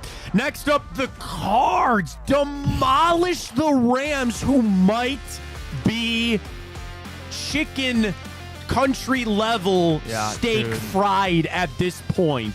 41-10. Cooper Kupp now hurt. Kyler 3 touchdowns. Marvin Harrison, after a slow game 1, 2 on a $130. That's the kind of thing you look for Arizona. Rams are 0-2. You don't have Cooper. You don't have Puka. That might be all she wrote. Yeah, that might be it. I was high on the Rams. Doesn't look like it's going to turn out well, but they've been by far the most injured team this season. But it's interesting because remember Friday we talked about the stat. They've lost 8 straight games to the Rams. Correct. They haven't won in Arizona. Or no. Was it that But one? I guess, I mean, yeah, really, they won there since like 1990. No, it's not them. It was somebody else. But anyway, yeah. I don't necessarily think we should be all that. I mean, I didn't expect them to blow them out. In fact, I thought the Rams were going to win, but I don't think we should be all that shocked about the Cardinals. Like, they've looked pretty decent through 2 weeks. Kyler looks to be back. He's making plays. Connor. With his arm. I always sell James Conner. James Conner was the one I was going to bring up. Yeah. I think he's definitely underrated. He's been very consistent throughout his career. You give Kyler a guy like Marvin Harrison, who I know wasn't involved in week 1 and only had 4 receptions this week, but he made it count when he caught it. Next up, the Bengals cover. I get the win on the +6. Ryan took KC. They don't. Don't care they lost. That makes my day. I call it. And I love Drew and the Bengal Orient. Believe it or not, you're not allowed to hit somebody before the ball gets to them. They are struggling with the refs. Did you know that, Matt? That was so Did you know that? clear and obvious a PI call. I don't think they covered that rule in Cincinnati. Then Jamar bitching, and the ref said he crossed the line, man. He said some words. Absolute crybaby in the post game. Oh my God. Are the Bengals tilted right now? Bengals are tilted. I don't know about you, Matt, but I find it insanely difficult to root for a guy like Jamar Chase. Not even the fact that he's on a division rival. The way he handles himself, I just think it's when he's high, and when he's low, he's a jerk. Well, and again, we love Drew and the Bengal Orient, friend of ours. We'll get to our bet coming up with that. Listen, we're friends, but not during football season. No, not during football season. We got our Red series against the Guardians coming up soon, boys. You better get ready for that. Joe Burrow looked better. Oh, yeah, he looked good. But Jamar Chase, not having T. Higgins, then what? It comes out about that he took out an insurance policy. Did you see that? I did see it. That Jamar Chase took out a $50 million insurance policy on himself to cover for injury this season because he doesn't have a long-term deal. And I make fun of Drew and Bengal Orient. It comes from a positive place here. But they keep downplaying that this is a media-driven narrative, that this is a national-driven media. Bro, this is real. And I don't know what else to tell you guys down there on the banks of the Ohio River. That is something that is real. That is legit. And I know you don't want to believe that, and I know you want to set that aside, but I'm here telling you that that is a very, very real thing. And Burrow trying to get back, which is good. He looked fine. But if you want to just bury your head in the sand to try to tell me that this Jamar Chase situation in the thing, it is. They're cutting some pipe. They're laying some pipe. No, I'm just kidding. Jeez, that's loud. They're installing sprinklers in here. So they got a lot of iron they got to run up here. Oh, sorry. It's not even copper. I think it's raw. Anyway, not raw iron, but regular. Anyway. That's the thing. And again, and I give those guys credit because they're sitting there and they're like, we have to look at it from the other side. That was PI. That was PI as clear as the day. Do the Chiefs get calls, Ryan? Of course they do. Because they're the Chiefs. That's how it goes. That's what they've established themselves as, that level of a team. Sorry about it. So we split there. I win on Cincinnati. You lose on Kansas City. We both got it done for the Steelers. They take care of the Broncos. Bo Nix showed up a little bit in that second half, though. 13-6. Fields not all that great. Touchdown, just $117. More about the defense, that the Steelers defense has only given up, 17 points or something through the first 2 games. That's right. Not a single touchdown to be had. Nix with the 2 interceptions, but again, looked better in that second half trying to piece it together. They're going to have to ride with Justin Fields. I didn't even think about this going into this game. Russell Wilson revenge game. And they kind of hooped him up a little after giving him ball and all that kind of stuff, but whatever. Did they really do Russell dirty? No, but it's still something you want to beat them. Denver 0-2, Pittsburgh 2-0, man. You can read into their wins that they're not all that. I get it. But they're going to have to ride it with Justin Fields. I think it's the right call for right now. Now, the thing is, let's say Russell Wilson, because I don't think Russell Wilson's going to play this week either. But when he comes back, would you go back to Russell Wilson? Offense still looks pretty stagnant. It still doesn't look great there for Pittsburgh. Unless these next weeks, till Russell gets back, you're really wowed by Fields. I mean, what has he done to impress you? Not much. 1 touchdown through 2 games? Not much. No, I would definitely go back to Russell. Final one, Sunday Night Football. The Texans do get it done on kind of an ugly game. Yeah, as they beat the Bears 19-13. Caleb Williams still in search of his first touchdown pass. Had one glance off the hands of Rome Odunze in the end zone. C.J. Stroud, 1 touchdown. Nico Collins, pretty freaking good. Stephon Diggs, still very good. Mixon got hurt. Couldn't really run the ball. Do you want to know the pain, Brian? I had that game listed at 6.5. I tell you pain. I started Tank Dell, and he had 1 catch for negative 3 yards. Yeah. I win on Chicago on the hook. You lose on Houston. Now, I want to give you an opening here if you want to take it. That game closed at an even 6. When I bet on it yesterday, it was an even 6 push. Do you want to take it? I mean, if you're giving it to me. I will give you a push. All right. I didn't even see. Did you even have our records up there? Yeah. Okay. Right here. So you got to change yours. 13. Well, then I would have to take a push. That's fine. I don't want to do that. All right. No, we can leave it. I mean, we bet it when we bet it. We bet it at 6.5 and closed at 6. I'll catch up to you. I'm not worried. Final one, the Browns. I win on that one. Jags minus. I'm happy to be wrong, baby. That's fine. That's fine. So we'll take it. We'll get to our Monday night plays coming up, and we'll get to the guards all coming with you. Appreciate everybody joining us. Big show for us this morning. So as always, follow on Twitter, X, at Matt Fontana Show. Subscribe to the YouTube channel as well. We're up on Twitch and the brand spanking new Big Play app, where tonight you get a little Tim Misney action up there on the Big Play Show. Got Bobby Carpenter every single day, and the debut of our brand new pregame show. Tony Zarella, Bob Golick, Chuck Boone's here right on Big Play where you need it. They did big numbers yesterday on that as well. Alex Anzalone on the Come Get Some show. Saw that. They just be getting the most random players. Well, they're all, Greg's guys. I know. He knows so many people. Hanford Show, the Big Play Tailgate Show. It's all there. Check it out. And if you go to Big Play on Twitter, we're running a contest where if you show that, what was the giveaway? I think it was a Browns jersey. It was a Myles Garrett jersey. That's it. All you got to do is show that you've downloaded the app. Go to it on Twitter, and we're giving away a jersey. Yeah. Other things of note this week. Number 1, tonight, again, Misney, will we get Jameis? I'm not positive. They shoot? I think they're still arranging that. Okay, so we'll work out with Jameis. I know for a fact we do have another very fun guest coming into the studio today. Can you say or no? I don't know. Okay, leave that where it is. I'll just say this. He's a baseball player, and he plays for your favorite team. There you go. So we'll see that tonight. Then we are also giving away spots for our tailgate this Sunday. You want to come down, hang out, and watch the game with Greg and Blake. I think Hanford might be here. Food, drinks, all of it. You and a guest, go to bigplay.com. I'm doing it right now. Bigplay.com. And you will see a chance to enter for a spot. So Big Play Live, that is us. Hi, we're streaming right there. The talent team, where is it? Where was it on the website? There's our merch.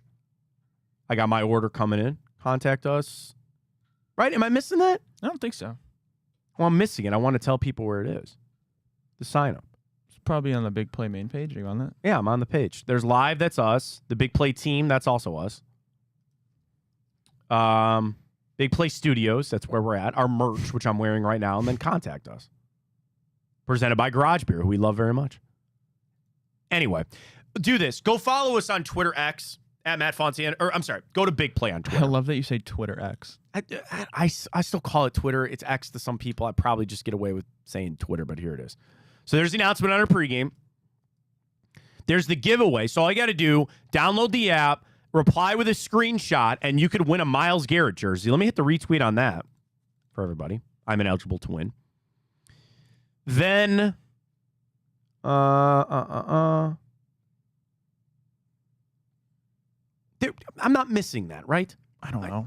We got to check it. We're doing a giveaway for we'll get that figured out. We got a giveaway for everybody to come on down with a guest to enjoy the tailgate on Sunday. That's it. I know we have that. I know it's somewhere. All right, let's do this. Let's catch a break. We'll make this our only break of the morning. Yes, I'm about to pee my pants. Go ahead. You do that. Don't pee your pants. Go to the bathroom. We come back. We'll jump into the Around the League. Or, I'm sorry, morning update. I'm just stalling. Dude, I know. Go. Just go. We got plenty coming. Stay with us. Don't go anywhere. I'm Garage Beer, and this is Bobby Carpenter. Garage Beer. Beer-flavored beer. Beef with an F? Okay, my bad. It's crisp and cool, and it doesn't taste like ass. I'm Bobby Carpenter. I drink in garages, because my wife says I don't belong inside. If you like a cold breeze on your bag, drink garage beer. It's American, and so can you. Garage beer, beer-flavored beer. Well, how do they know I'm doing this? Did somebody leak this out? It's social media. Oh. That's the way social media works now. I thought maybe you were just running that yap.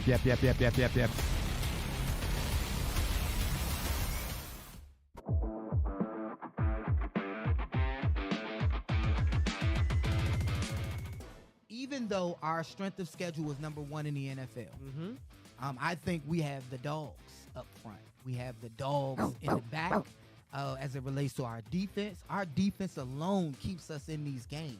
Not even talking about offense. Let's just say Deshaun Watson isn't there. We got dogs on the defensive side that's mirroring the potential of the Ravens from 2001 or 2000 Ravens with Jamal Lewis and the boys and Ray Lewis and those guys. Right. They won, again, no disrespect to Trent Dilfer, but they won without a high-powered offense.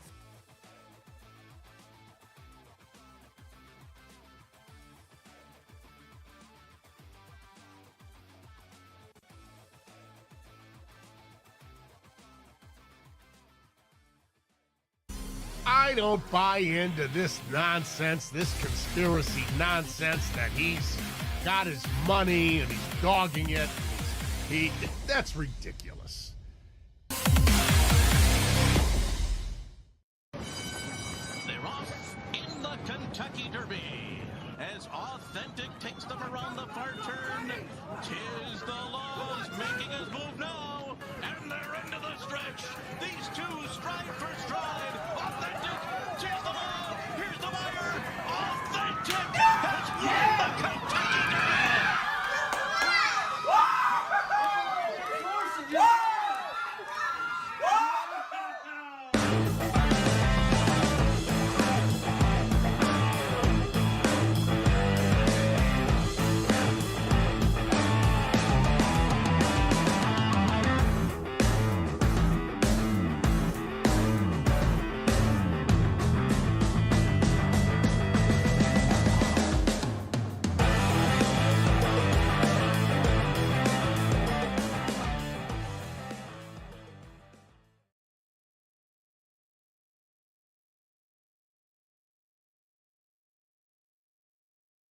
I think that's a big ass horn.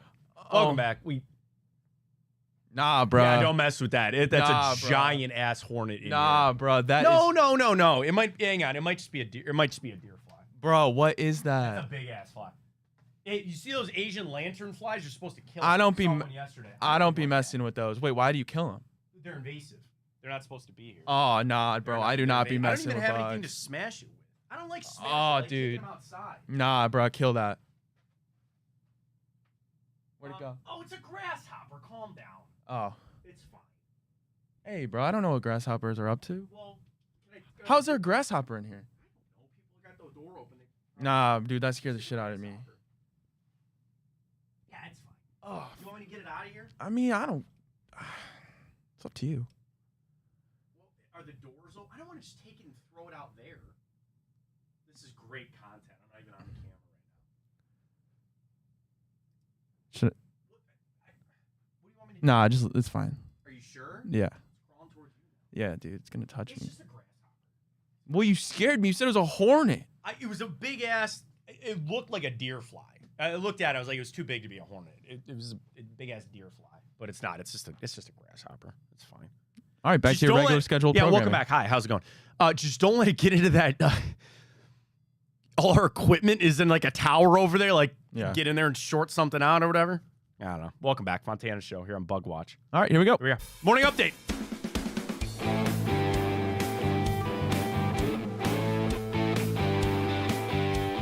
What's your favorite insect? None. By the way, we will get the bracket figured out today. We were supposed to start it last week. We were due Adam Sandler. James Earl Jones passed away. We were doing your favorite movie villain of all time. Ryan is being a stickler about what makes it and not. So we're going to have to figure that out later. We got timeout. We got our plays for Monday Night Football. But first, morning update. Ryan's got the stories. Taking on Rye. Alrighty, well, the Guardians win yet another series as they beat the Rays yesterday 2-0. Ben Lively on the mound. He goes 5 innings pitched, 4 hits, no earned runs, 1 walk, and 2 Ks. Guardians up to 86-64 on the year, Matt. That is good for, of course, AL Central lead. They lead the Royals by 4 games as that magic number keeps on dwindling down. Yes, magic number. We have now a greater than 99.9% chance of making the playoffs.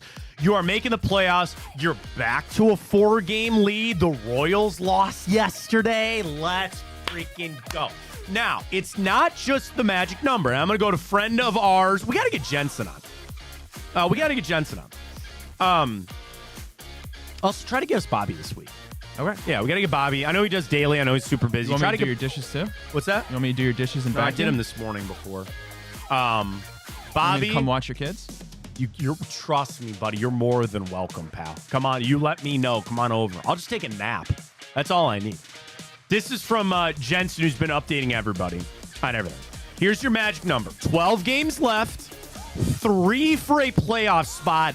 9 for the AL Central. And the top 2 seed. All of a sudden, too, we're just a game back from the best record in the American League. Gets you home field through the AL. Now, you have some big games coming up over the next week or so. So we start with us. Let me make sure I get everybody up here, ready to go. Okay. We start with us. We got the Twins starting tonight over there at Progressive Field. Bury them. Kansas City, though, is in Detroit. Which, can I get a little help from the Tigers now when you need it? So there you go on that. And then the Yankees are in Seattle starting tomorrow. That I might just hope a West Coast, because they were home against Boston, West Coast swing, kind of maybe that can be a little fluky. I think the Mariners are fried. I think they're cooked.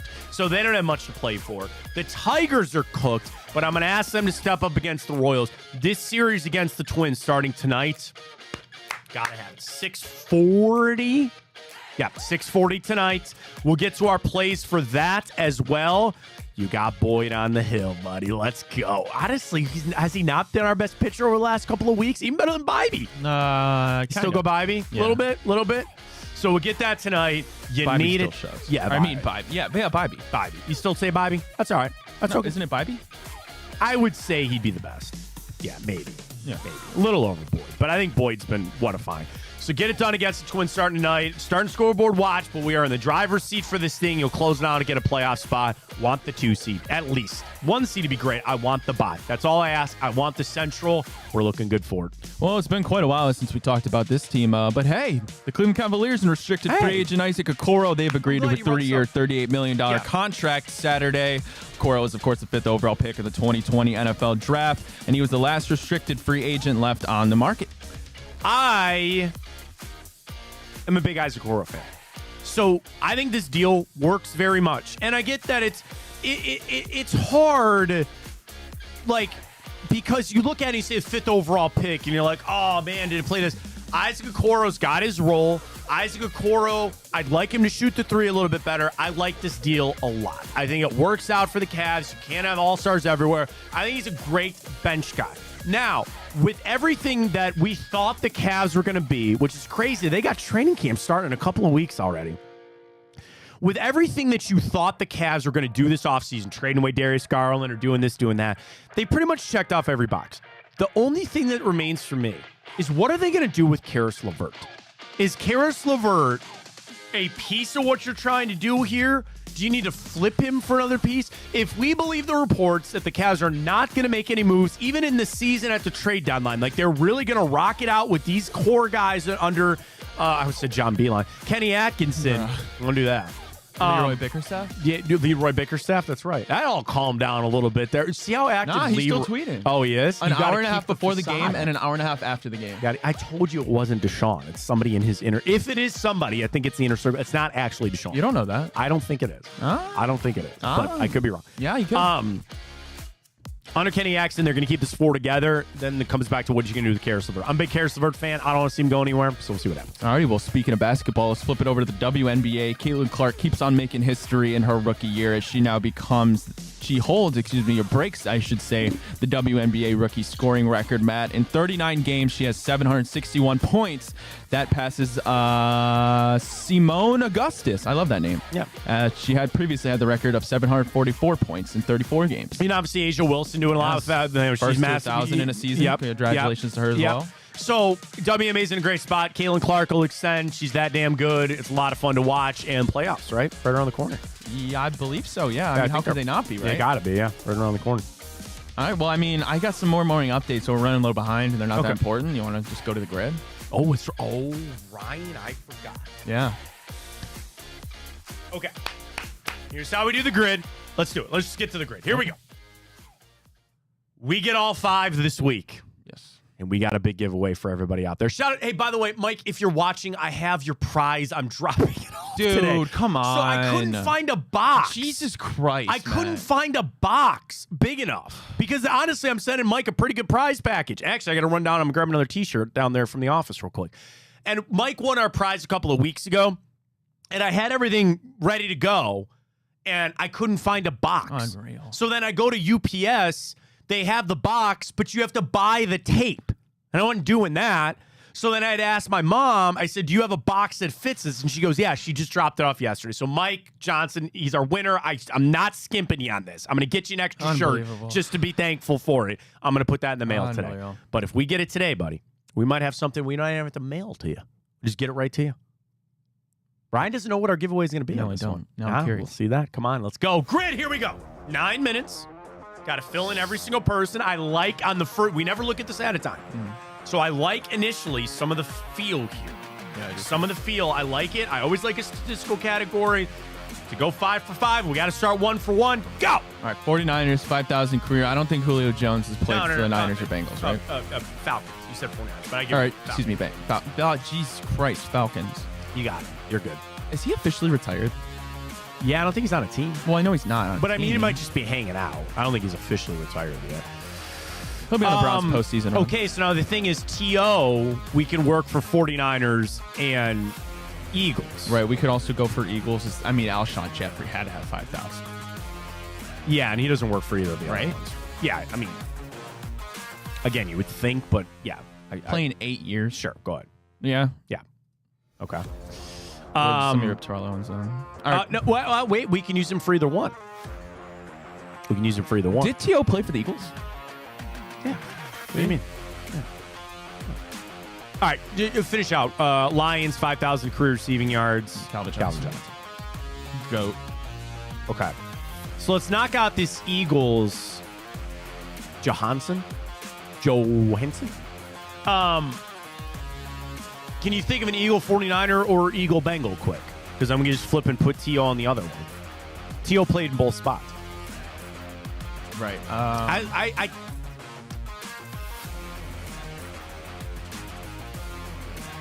Did Frank Gore ever play for the Eagles?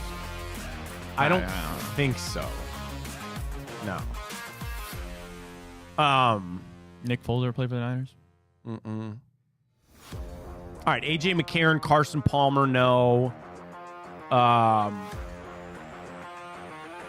Andy Dalton, no. Wait, what team is Andrew Whitworth on now? I'm not Andrew Whitworth. Kevin Zeitler. Did he go to the Packers? No, but no, he's on the Lions. Right? Yes, he's on the Lions. So we can go there. Yeah, go there. We could also went Marvin Jones, but that's fine. Go Zeitler. Right? The Lions? 1,000%. And he played for the Bengals. Yeah. He started his career. Yep. 1,000%. See, that's what I say about having these weeks in now. The new players that got to new places should loosen us up here a little bit. Right. So again, Bengals, Eagles. That's not Boomer, is it? No, I don't think Boomer sized and he played in Philly. I don't know. There's got to be like an obvious one. Well, again, we could always just flip and find a 49er Eagle. Other than T.O. We know T.O. works. We're just trying to flip in between one of these two here.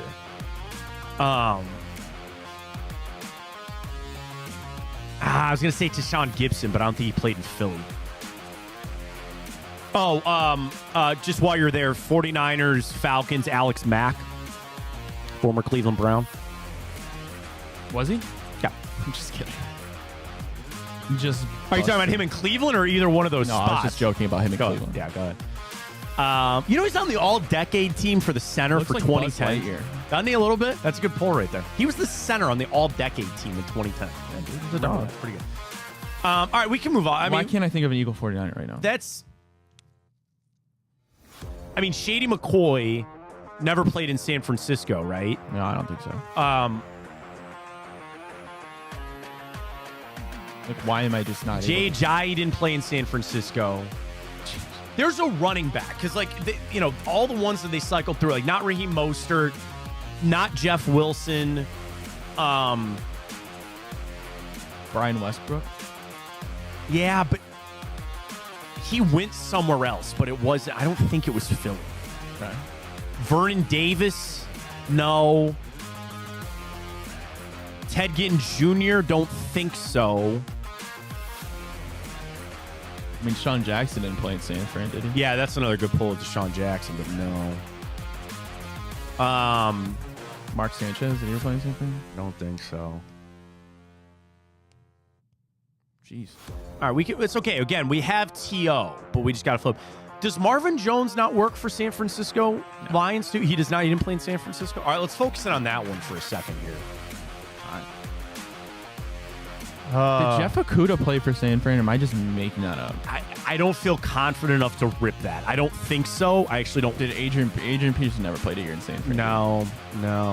Did Frank Gore play in Detroit? No. He went around, but he never went to Detroit. Tight ends, receivers.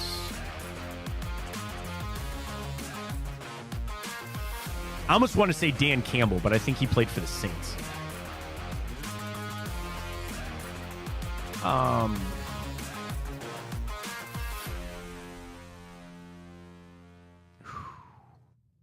We're stalling. It's okay. It's all right. We got time.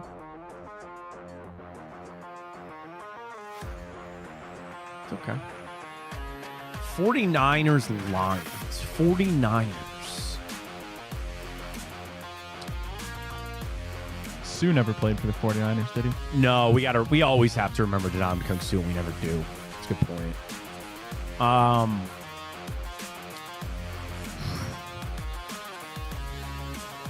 Kerryon Johnson, did he ever play for the 49ers? I don't think so. Oh. All right, you want to go Falcons-Bengals for a second here? Sure. Is that not your guy? That is my guy. That is indeed my guy. That is Ryan's guy.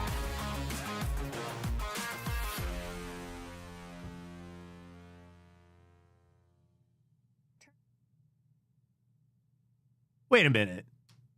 Oh, whoa. Did he not play for the Falcons? The first picture is him in a Falcons uniform. And did he? And he played for the Bengals. Right? I thought he did. He played 2 years in Atlanta. And then he played for the Bengals. Is that what it says? You clicked on the wrong grid. You're in the middle one. Oh, well. All right, they give us the pass. You got to give it. You were just clicked on the wrong one. That's not our fault. 100%. That's not our fault. That's not our fault. We're back. We're back. So I'll just leave that blank. That's fine. We got That's this fine. one. We're good. Okay. So Does not solve our other problems, though, in the other ones. Okay. Darren Sproles, did he ever play for the Niners? I like your pull, but I don't think so.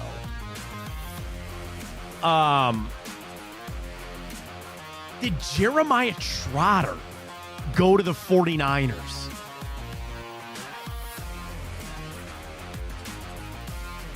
Also, who was Brian Dawkins? For what? Just an Eagle play. I don't think he went to San Francisco, but I was trying to... Oh, man.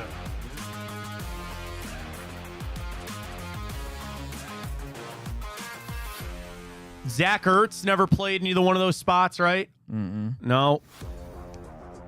Man.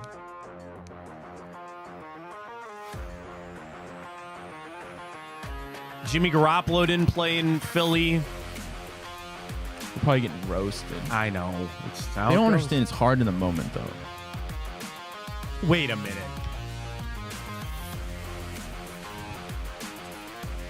Jeff Garcia. For which one? Idiot. For which one? 49ers, Falcons. 49ers, Eagles. 49ers, Eagles. Idiot. Jeffrey Garcia? Jeff Garcia, former Cleveland player. I'm talking to myself, you moron. Terrell Owens. So we only need 2 more because we got this one. Terrell Owens. Oh, yeah. Oh, so we only need 1 That's the more. other flip. Yeah, we just try to think about the other one that we didn't have. I just wish for one day I could spell. Just one day. There you go. All right, so. All right, just 49ers, Lions. Okay. 49ers, Lions. Dan Orlovsky. Don't think so.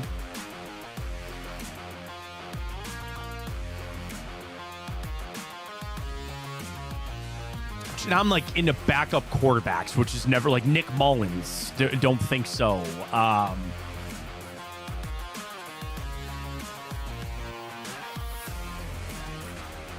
Kicker, maybe?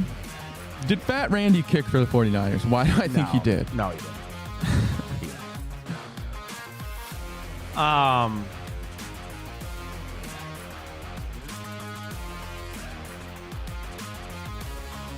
What about Matt Prater? Did he kick for the 49ers? I don't know. I don't know. I know he kicked in Detroit. We know that. I know he kicked in Denver. If we can't come up with anything, we might have to go Matt Prater. Obviously, he kicked for the Lions. I know, and I can't. The only other one would be to rip Josh Johnson, because I know he played in Detroit, and I feel like I remember him playing for the 49ers. The only other option we got, if we got to get down to the barrel. Colt McCoy didn't play in Detroit. Ryan Fitzpatrick doesn't work here. Does Josh McCown work here? I don't think so. Michael Crabtree never went to Detroit, right? Don't think so. Brandon Marshall, I don't think so. We're at time. Are you positive Jeff Okudah didn't play for the 49ers? I could completely be making that up. Here's where I think Jeff Okudah, right? He was drafted in Detroit. Atlanta. It went bad. Went to Atlanta. He went to Atlanta. And Then he went to Houston. Yeah, maybe you're right. Maybe you're right. I don't think he ever went out there. Maybe you're right. Here's a really shot in the dark. Eric Ebron didn't play for 49ers. What about Ray McLeod? Did he ever play? I know he played in San Francisco. Yeah, for sure. Detroit, Matt Breida.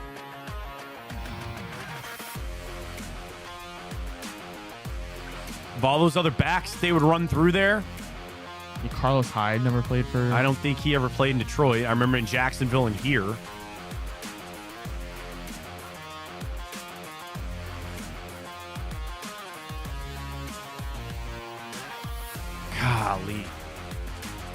Golly. Dude.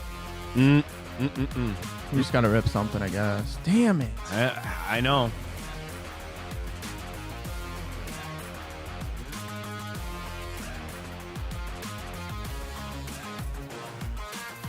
Might have to be Josh Johnson.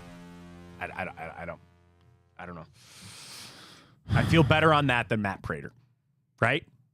Yeah. I don't remember Matt Prater ever kicking. Mm-mm. I can't even think of any 49ers kicker. Robbie Gould was their kicker forever.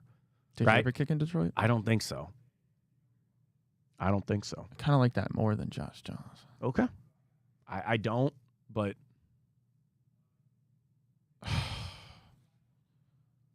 well, I mean, I know there's got to be a.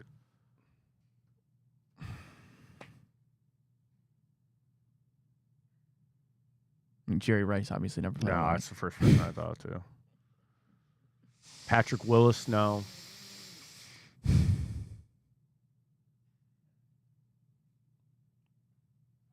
What? No. What? Dion. I don't know, Matt. Right? No. I Is it Dion? Cue the music. I don't know. I don't know. Atlanta. We know he played in Detroit.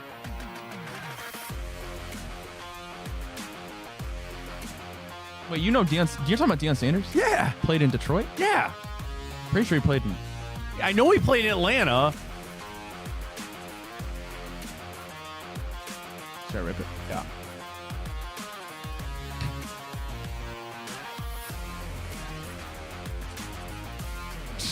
What? The most popular answer for that was Jeff Garcia.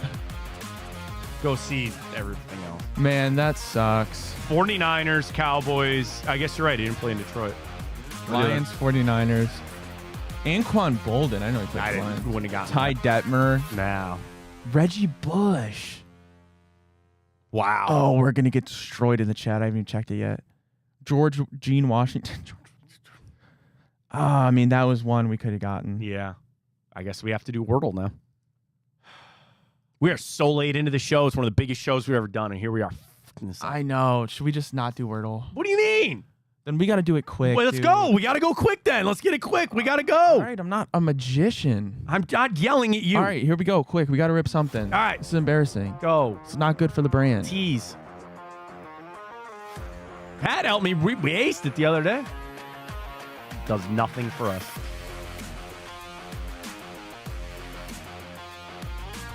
No. I mean, elope.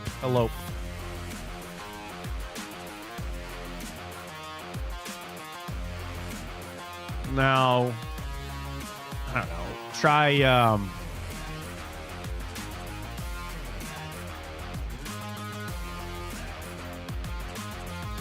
bored? Is that too many words?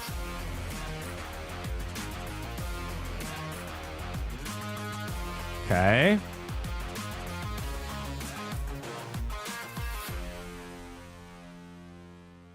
You feel anything?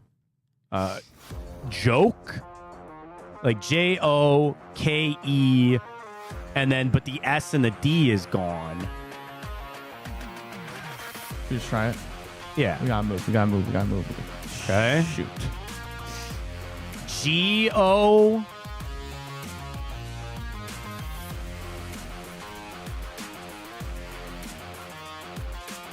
CO. Try CO. COME.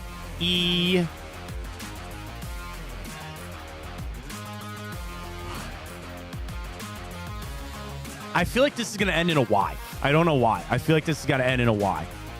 Is Comey a word? I don't think so. Coney is CONEY. Woo! Money, baby! Oh! Was it honey? Was it honey? It was honey. It was honey. It was honey. It was honey. Oh, we're getting destroyed. John Kitna, Jesse Bates, Brian Westbrook, Eric Wright. Oh, no. Mike goes, you guys are the Cowboys. You're the Dallas Cowboys of the grid. That was a horrible look. That was a horrible look. That was an awful look. That was not a good look for the brand at all. Oh, no. Oh, no. Should we time hop and forget about it? Yeah. We don't even have time. We probably shouldn't do timeout. We got to get to our plays.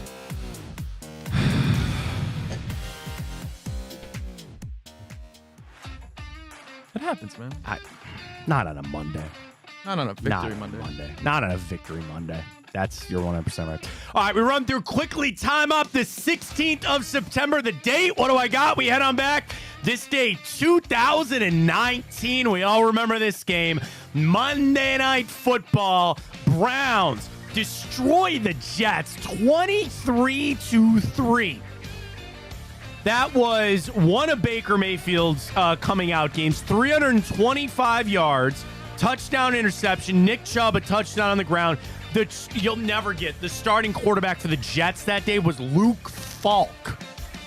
Le'Veon Bell, 68 yards. Robbie Chosen, the leading receiver for the Jets. Odell Beckham, 6 grabs, $161 and a touchdown for Odell Beckham Monday Night Football against the Jets. This day, 2018, though, we fall to the Saints.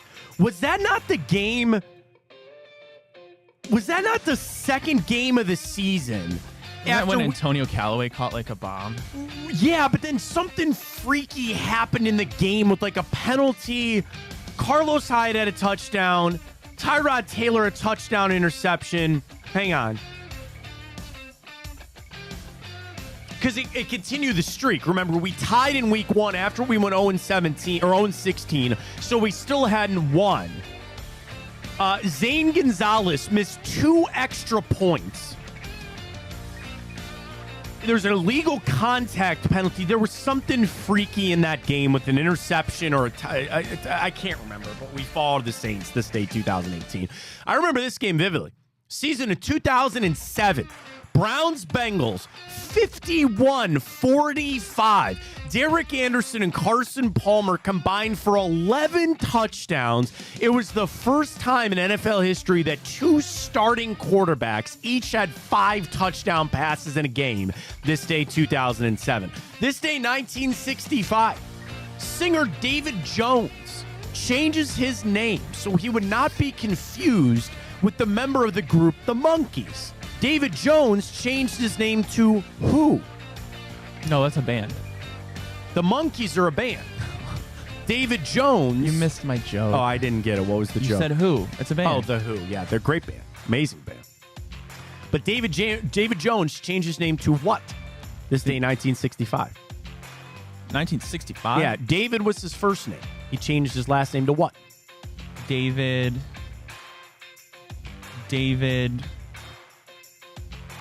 Who were famous Davids? Especially in the musical sense. Maybe the most famous David of all in music. Really? Yeah. He's up there, I think. I'm choking. The late, great Mr. David Bowie changed his name. So he was David Jones. There was a guy in the Monkees named David Jones, so he changed his name to David Bowie. You're working on some over there. David Bowie. You don't... That's his name? Why does that not sound right to me? That's the name that he went to. What do you mean? You not know who David Bowie is? No, I know who David Bowie is. For some reason, it didn't sound right to me. His name is his given name is Robert David Jones. Or I'm sorry, David Robert Jones. And he changed it to David Bowie. I don't know. David just didn't sound right to me. I guess it is what it is. This day, 1950, the Browns play their first ever NFL game. They were formerly of the AAFC, and they beat Philly 35-10. This day, 1950. This day, 1908, William Durant, head of Buick, took $2,000 out to create General Motors. My wife drives a GMC. Who? Durant. His name is William Durant. Asked. What? Who asked? You said your wife drives a what? A Terrain. And I said who? Asked. I'm missing it. Who asked? Nobody asked what your wife drives. I said he took $2,000 out to create General Motors. Right, and then I said making a joke. My wife drives a Terrain. You go, who asked? You're just... No, I went, who? Oh. And then as you started to speak, I said asked. Oh. Because nobody asked what your wife drives. I know, but I brought up GMC. That's the only GMC that I have in my house. Okay. There it is. It's my only connect to it. My jokes aren't landing today. I know. I'm just tilted from the grid, man. I'm so sad. This day, 1620, the Mayflower departed England. Nice. I was there. Yeah, we're there. I have Casey, my buddy Casey. His ancestors came along on the Mayflower. Likely story. The Nina, the Pinta, and the Santa Maria. I just know that from Step Brothers. Oh, man. Very happy birthday goes out to Elgin Baylor, Robin Yount, Oral Hershiser, Paul Shuey. A lot of good pitchers on there. MJ Stewart, David Copperfield, Nick Jonas, Amy Poehler, Parks and Rec over the office, Mickey Rourke, Ed Beagley Jr., Molly Shannon, and Flo Rida. You don't understand how big Apple Bottom Jeans were. Sure I do. For that song back in the day with Flo Rida. I have an obscene list of TV shows. I have 6. We don't have time. Do you want to try? Rip them real quick. If I don't get it in like 5 seconds. It's 2002, bald-headed guy tries to solve people's problems. What? A bald-headed guy tries to solve Dr. Phil. Dr. Phil, 2002. Next up, 1999. A lot of people are put into a house and they got to live together. Big Brother. That is correct. Next up, this day, 1996. A woman. We sometimes play lawyer on this show. Well, she does it on TV, and she judge, jury, and execution. Judge Judy. Judge Judy's correct. This day, 1993. A spinoff of the TV show Cheers. Frasier. That is correct. Next up, 1984. This television show had a really cool car in it. Part of the name of this TV show has to do with a version of Grand Theft Auto. What? One of the versions of Grand Theft Auto. Like one of the games? Yeah, was like named what? Vice City? Miami Vice? Correct. 1984. Next. Final one. Legendary comedian had his own TV show that debuted this day. George Carlin. 1972. No, I'm pretty sure I'm shooting from the hip on this, but I think it's right. The movie or the TV show always ended with him laying in bed with his wife. Larry something? No. David something? No. It's an American sitcom. He plays a psychologist whose interactions with his wife, friends, patients, and colleagues lead to humorous situations and dialogue. The show was filmed for a live audience. His wife was Emily. He was the old elf in Elf. Old elf and elf? I didn't know there was an old elf and elf. I don't know. Bob Newhart show. Never gotten that. Bob Newhart show. You never seen the Bob Newhart show? No, I'm not All 100 right. years I will old. send the bracket out for the best villain in movie history. We got to get to that coming up, but we can go no further till tonight, Ryan. Monday Night Football. Chiefs, Eagles. Chiefs, No. Eagles. Falcons, Eagles. Yes. A battle of the birds. Caw-caw. Don't do that. Caw-caw. I don't even know the line. I didn't even pull it up yet. Now I got to update Bet365. You got to be pissed. Whoa. What's the line? The line is Philadelphia 5.5. 7. Oh, I was going to say, Philly. Well, I want to go Philly 5.5, so I will go Atlanta 5.5 because I'm always wrong. Atlanta. Kirk Cousins, 7-4 against the spread in his career against the Eagles. That's the best against any opponent, including a 4-3 against the spread in Philly. Jalen Hurts, though, 17-9-1 against the spread at home in his career since he was drafted. He's the third most profitable home quarterback against the spread in that stretch. As a home favorite, Hurts is 18-2 straight up in his career, and he is 7-0 straight up as a home favorite in the months of September and October, winning by an average of 11.3 points per game. Will differ. I'll take Philly in this one. Guards minus a run and a half. Oh, they smoked the Twins tonight. Let's get it done. Appreciate you joining us today. I think the biggest show we've ever done. I think so. The biggest show we've ever done. Victory Monday. Enjoy the hell out of it for the Browns. We're back tomorrow, 9 a.m. Don't forget, Big Play Cleveland show tonight. Big guest. All of our stuff is on the app. Get involved as well for our tailgate giveaway for Sunday. I'll remind people of that. We'll talk to you 9 a.m. tomorrow. For Ryan Tyler, I'm Matt Fontana. As always, take it easy.